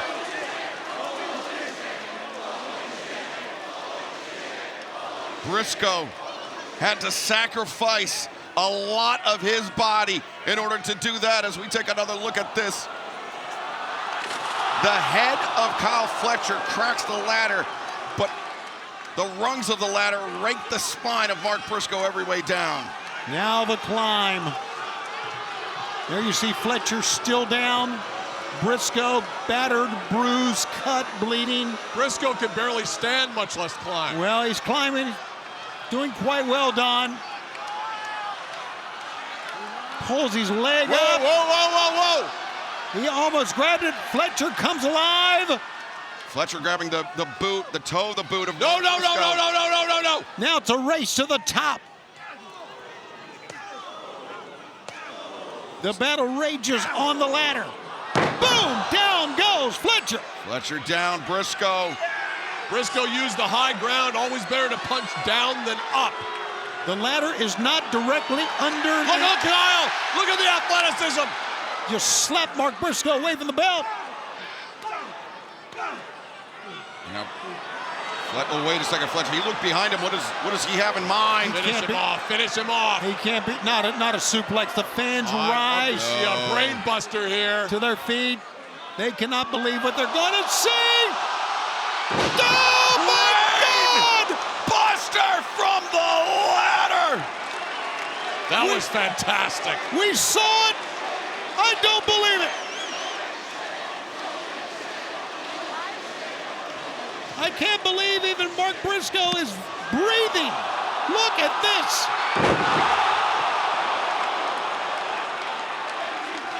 I don't feel sorry for Mark Briscoe. He wanted this. He asked for this. A stunning, sickening impact for Mark Briscoe. Come on, Kyle, get up there. Yeah, Kyle's trying to pull the ladder to the center. The other ladder was hooked onto him, and now he's got it centered. When the ladder is damaged or compromised, it's dangerous to climb it. He's trying to get some stability here, trying to get a base. And Mark Briscoe, he's moving, but just barely so. Briscoe's got another ladder, but Briscoe sinks onto the corner. Doing all he can to fight. Chop to the lower back. That's not going to hurt Kyle Fletcher, but it did stall his climb. That's what he's trying to do. Momentarily stopping Fletcher in his tracks, but Briscoe, you can see the labored movements of Briscoe after that brain buster. Now it's a race. Fletcher puts his hands on the TNT Championship belt.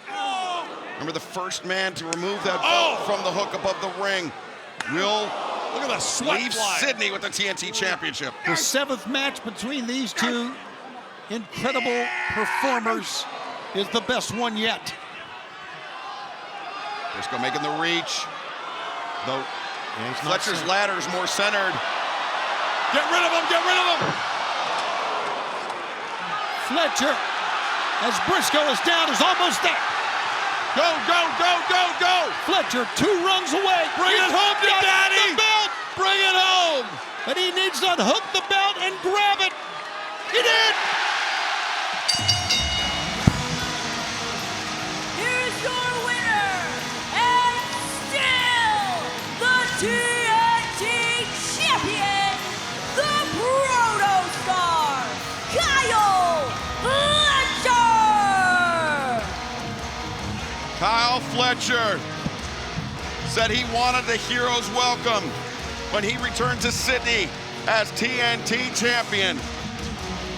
That welcome, that reception continues for the Protostar as he now defeats Mark Briscoe for the 4th time, holding the advantage over these two tremendous rivals. Kyle Fletcher and the Don Callis family march forward into history. What's next? We're going to show you. That's what I'm talking about. Look at this kid. On top of the world, literally. Tony, a gutsy effort by both competitors. Absolutely. But Kyle Fletcher, the better man tonight. As the champion holds on to his TNT championship, we remind you, and what a night it's been here in Australia, that you're watching AEW on TNT, brought to you by Progressive Insurance, offering 24/7 protection when you bundle home, auto, and motorcycle. Learn more at progressive.com. What a night it's been. What a night it has been, Tony, and still one more match to go. And it does not get any bigger than an AEW World Championship title match from Sydney, Australia.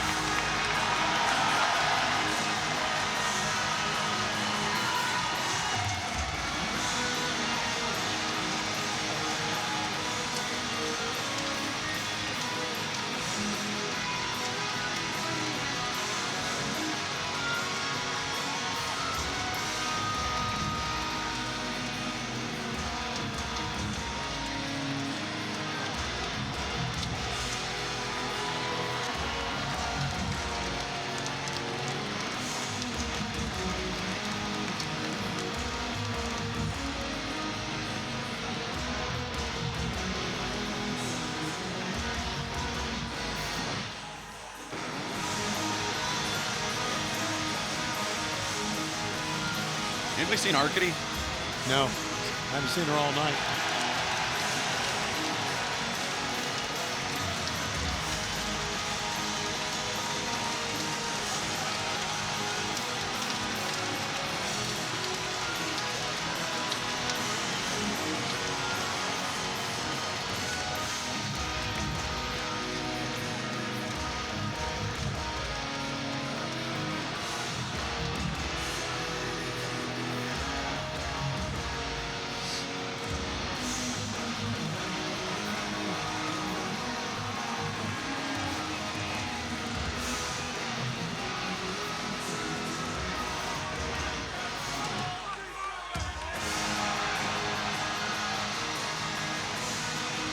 Ladies and gentlemen, your TNT champion, the Protostar, Kyle Fletcher!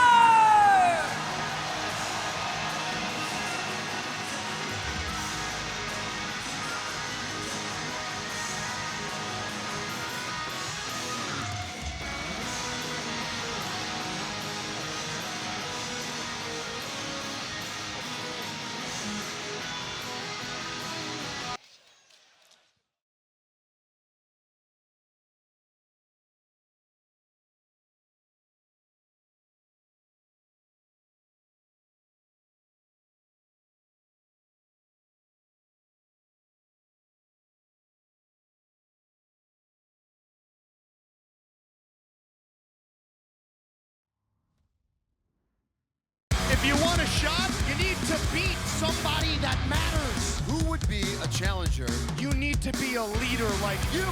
I will earn a title shot at Grand Slam Australia. AEW World Championship Eliminator match. Brody King, MJF, the AEW World Championship. I will become the leader that this company needs. I'm going to make you my bitch. Brody King defeated MJF in the challenge match, the eliminator match, and has earned this title shot here tonight at Grand Slam Australia.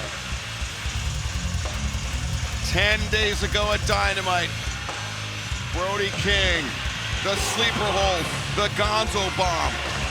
It was an absolute drubbing of MJF.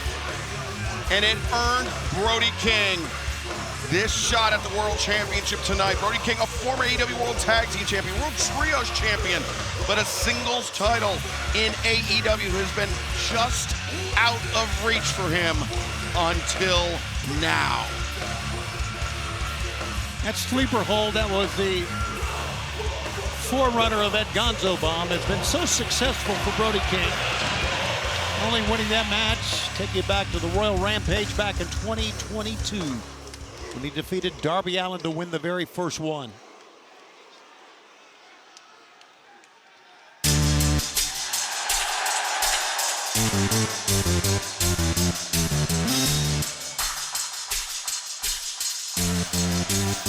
Well, here comes the champ.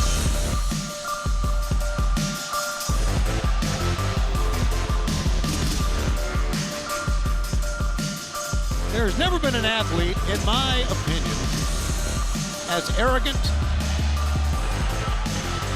as MJF. And Tony, just for perspective for fans that may not be familiar with your career, that statement covers a lot of ground. Yes, it does. And I have run into many of them.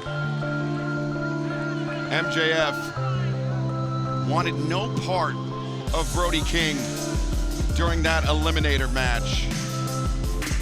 And now, trying to wear a strong poker face to the ring, but I have to believe, on some level, MJF is terrified for what comes next. And we'll find out what comes next. Stay with us. The main event next from Australia.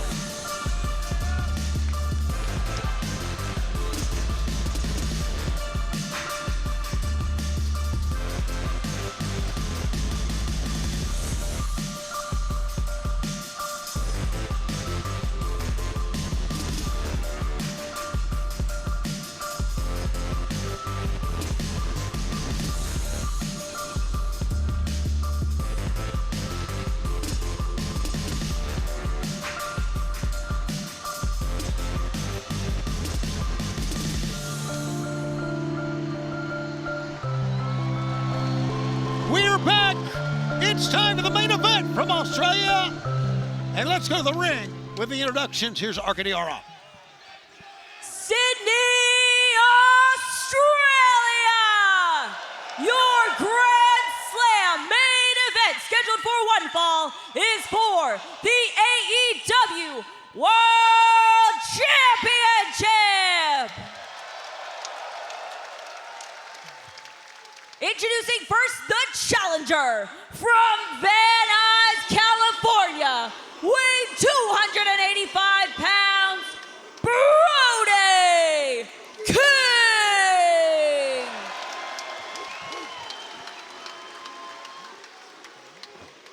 And his opponent from Plainview, Long Island, New York, weighing 226 pounds, he is the AEW World Champion, Maxwell Jacob Friedman, MJF.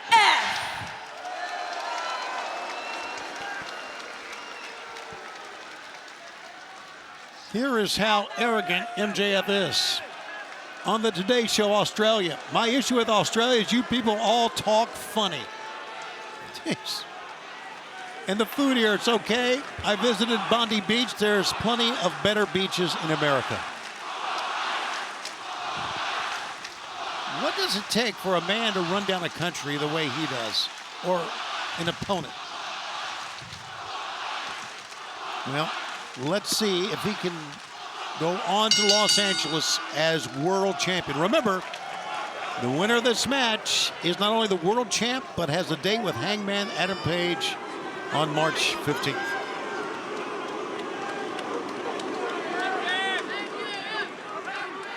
Brody King, stoic, solid, steps forward, and MJ. Well, now Tony, with this tactic, MJF actually has a great chance to allow this match to go a lot longer than the Eliminator with Brody King did. I think it's gone longer already. Well, MJF maybe knows that the title can't change hands on a count out.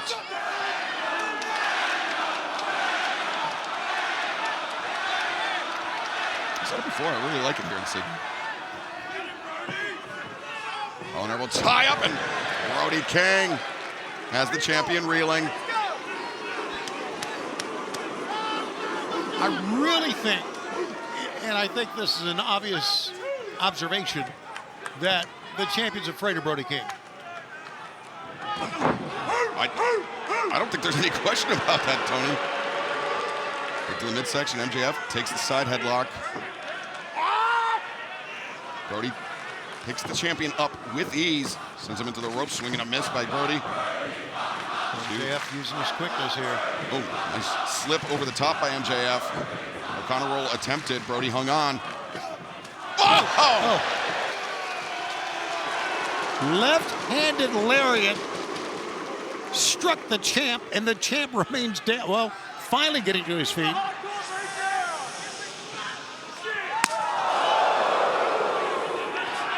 Stinging chop delivered. Tony, you ever been hit in the chest by a frying pan? I've not. I mean, neither have I, but I imagine that's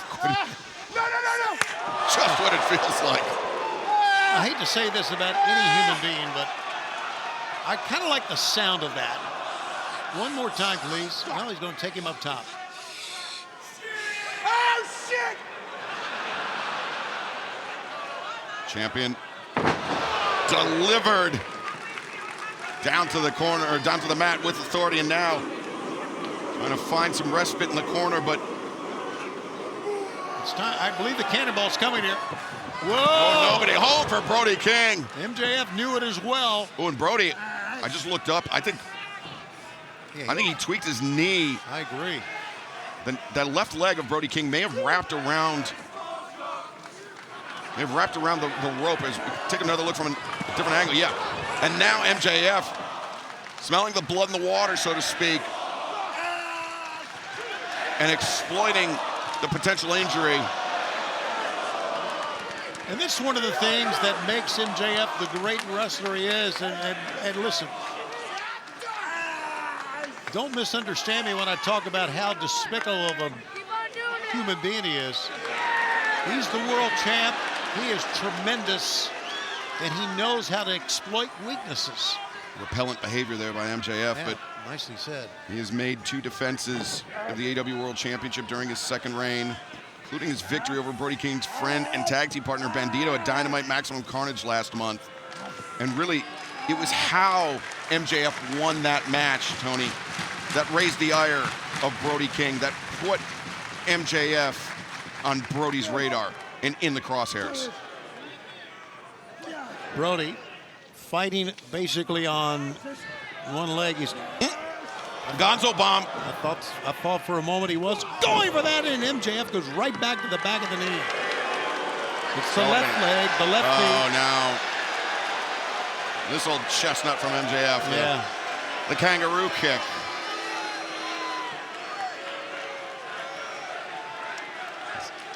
Brody King up to his feet, MJF. There was the kangaroo kick. Oh, my God. This sad excuse for a human being told ESPN Australia that I would win against a kangaroo. I would win against a kangaroo. And he would have a kangaroo tap out. He's out of his mind. Yeah. Tope suicida. Brody looked up at the last possible moment, and all he saw was an incoming torpedo from MJF. Brody can barely stand, and MJF kicks on the front of the knee. He's going to go after the knee again. Nope. Sunset flip attempt. Brody breaks free and senton MJF out of the way.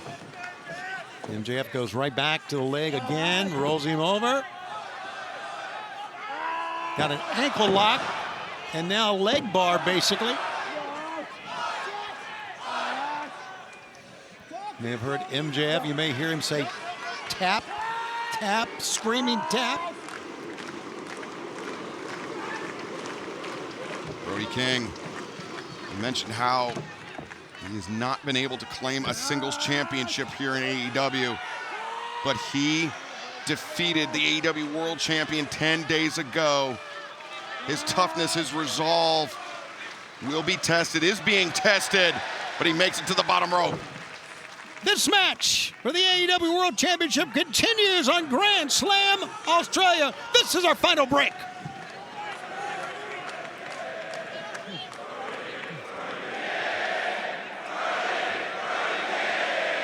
The deck becoming increasingly stacked against the challenger.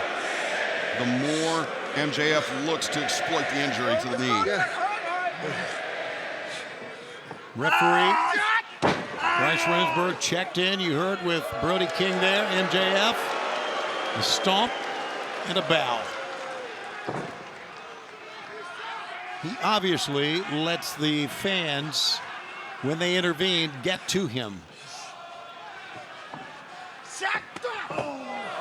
MJF chopping at the back of the knee. And the thing about MJF and all these celebrations, Tony, is that celebrations may be premature because the power of Brody King is such that he could land one devastating haymaker and be right back into this match. He could put MJF's lights out.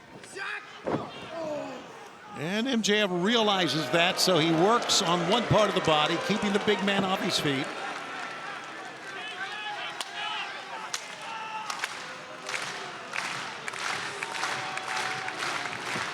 He'll hit the ropes on the right side. Well, we've seen this lewd behavior from MJF before. This is brutal to watch.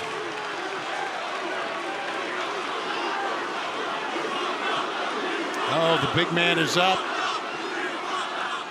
Oh, how about that?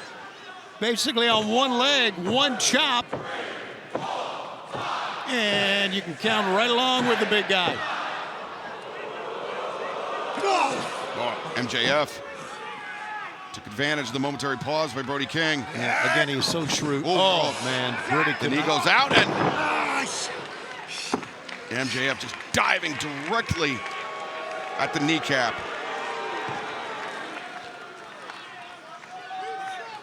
Once again, who will go on March 15th when we are in Los Angeles, the Crypto.com arena for Revolution.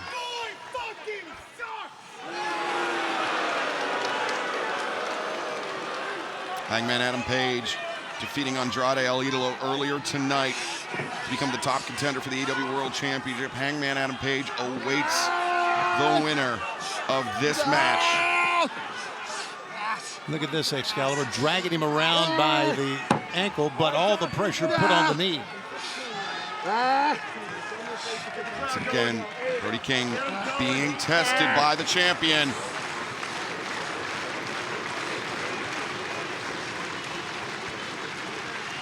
This is for the AEW World Championship.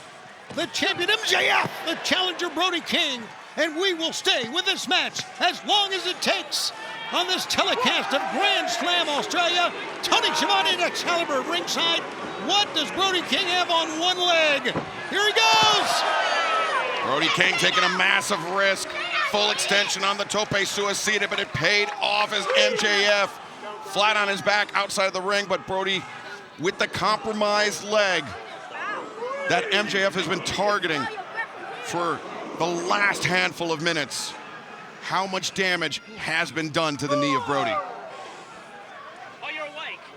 The count out could come into play in this match, and it could come into play right now. MJF back in. Brody will himself in. A count out victory for Brody King does him no favors because, as we mentioned, title cannot change hands on a count out. Wow. There you just witnessed the difference between the two combatants. Big, strong, big chop. Back body drop by Brody King. But the movements of the challenger, Tony, are labored. That knee is damaged. Now remember, it was a cannonball that originally hurt the knee. He's going to try it again, apparently. Here comes Brody. Oh, MJF moved.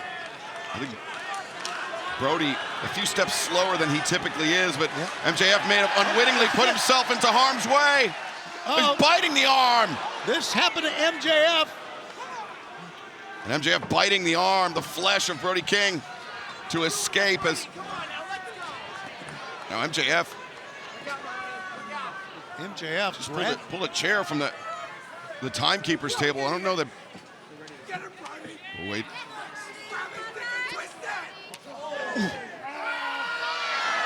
Brody King biting the head of the champ. Brody King, even on one leg, Tony, a very dangerous man. How much speed can he build up? Here he goes, a crossbody. Throwing his body at the barricade with MJF sandwiched in between. Bryce Remsburg is at 3. You see Brody holding the knee. MJF not moving. Brody rising to his feet. MJF down, but Brody bringing him back up. Yeah, Brody smartly rolls MJF in, knowing that a count out will do him no good.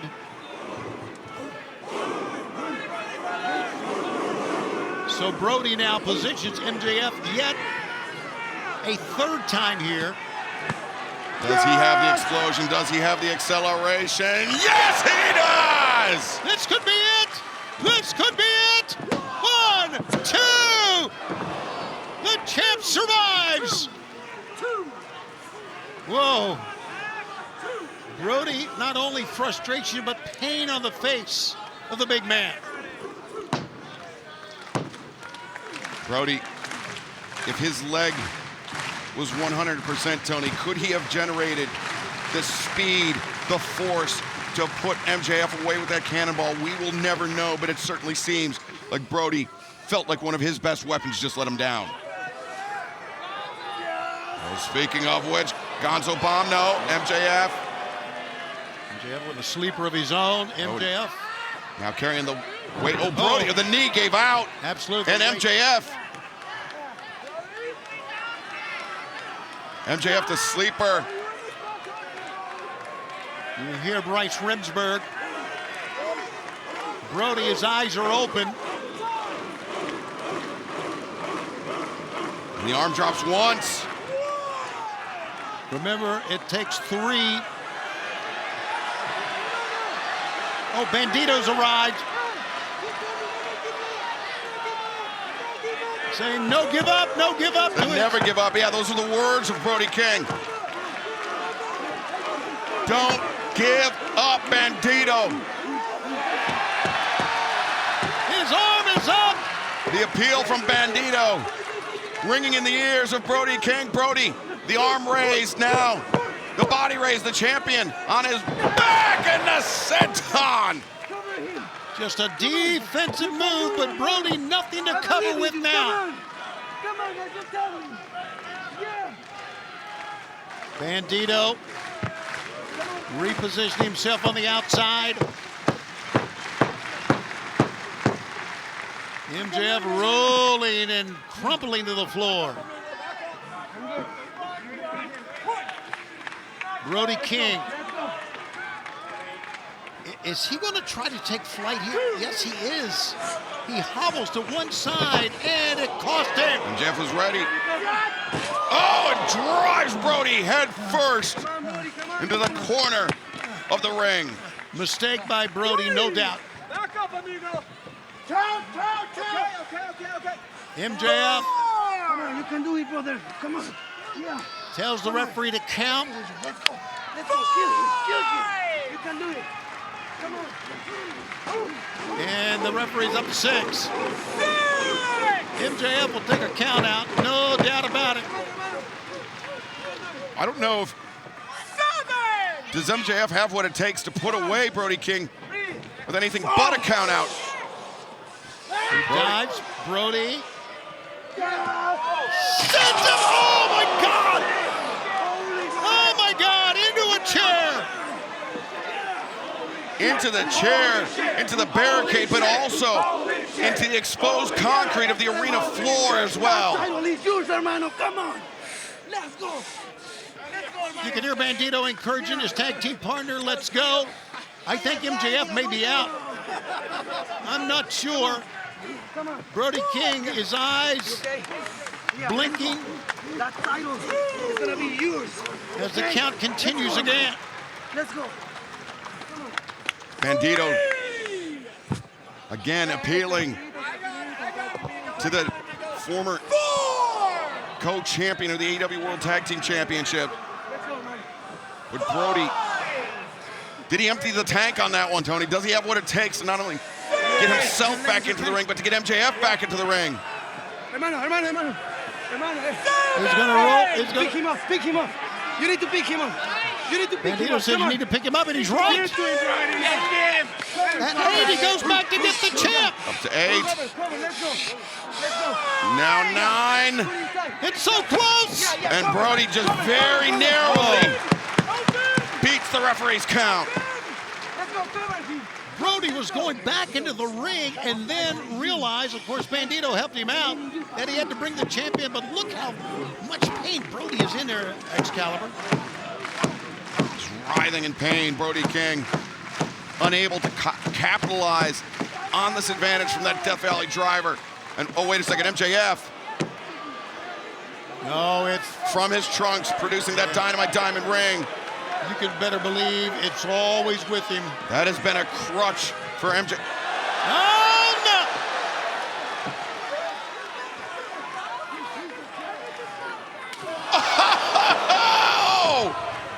One punch. MJF goes reeling on the outside. And MJF up to his feet, but... Oh, yes! The same way that Brody grabbed MJF before the Gonzo bomb. The lights went out. MJF drops to the floor, but Brody... Come on, MJF. Come on, Max. Brody now follows the champion to the floor, returns him to the ring. This is how Brody beat MJF 10 days ago. The Gonzo Bomb, the center of the ring. Can Brody do it again? It's exactly what he's going for, Excalibur. The Gonzo Bomb here. And no, he's got him up top. Gonzo Bomb! That's it. 1, 2. Whoa! Whoa! No one has been able to withstand the Gonzo Bomb, but MJF somehow, some way, just did. And on that last one, I was ready to say we have a new champion, but no. MJF has survived. Oh, man, what a matchup we have here at Grand Slam Australia. What a night it's been. We were half a heartbeat away from having Brody King and Hangman Adam Page as your AEW World Championship match at Revolution on March 15th. Perhaps less so. Brody up to his feet. MJF, oh, drop toe hold. Smart move by the champ. The intelligence of MJF inside the ring has never been in question. It's his moral compass or lack thereof. Oh, now MJF pulling down the knee pad and trying to take away any support that Brody could be getting from that knee brace. But yeah, Brody trying to fight MJF off, but he cannot. Now exposing that injured knee and biting it. For crying out loud. Come on.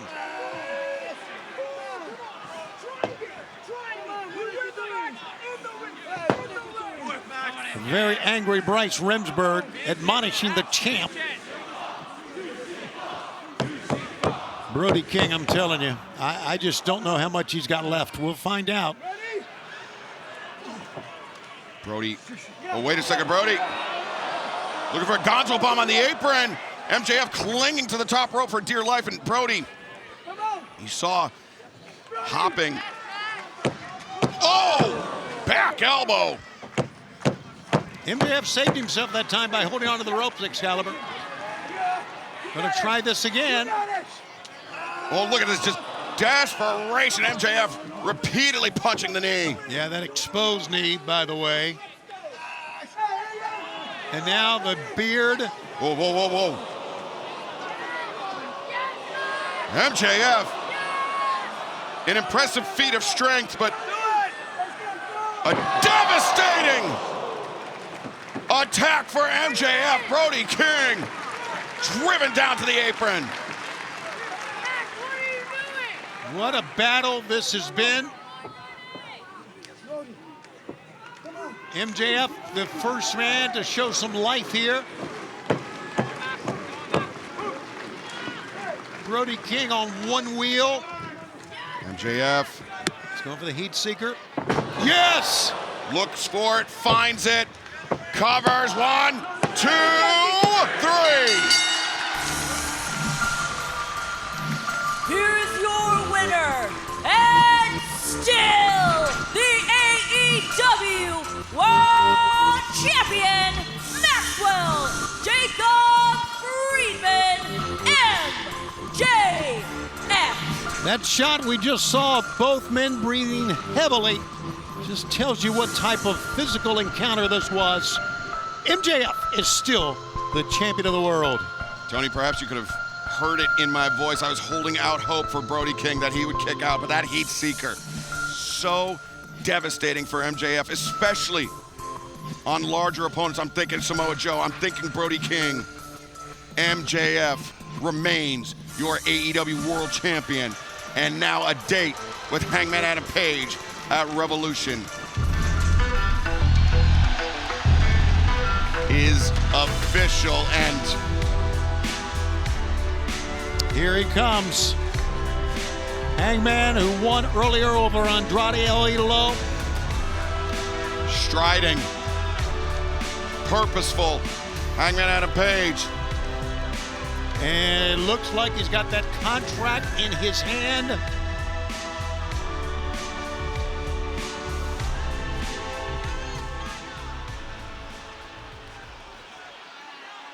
and will sign the contract to make it official for March 15th. Revolution, AEW World Championship title match. Live from Los Angeles, the Crypto.com arena. MJF, AEW World Champion. Hangman Adam Page, the challenger. It is official. Whoa. Hangman gripping that pin, sending the champion on the seat of his pants. It's up for MJF to sign it now, but it is official for Revolution. The #1 contender, Hangman Adam Page, MJF, AEW World Championship at Revolution. And what a night it's been here in Sydney. It will be a huge one in Sacramento this Wednesday. Kenny Omega, Swerve Strickland, one-on-one. The Brawlin' Birds debut live on Dynamite this Wednesday night. And Tony Khan has just made it official. Face-to-face, champion and challenger at Revolution, MJF and Hangman Adam Page. What a night it's been in Australia. Good night on TNT.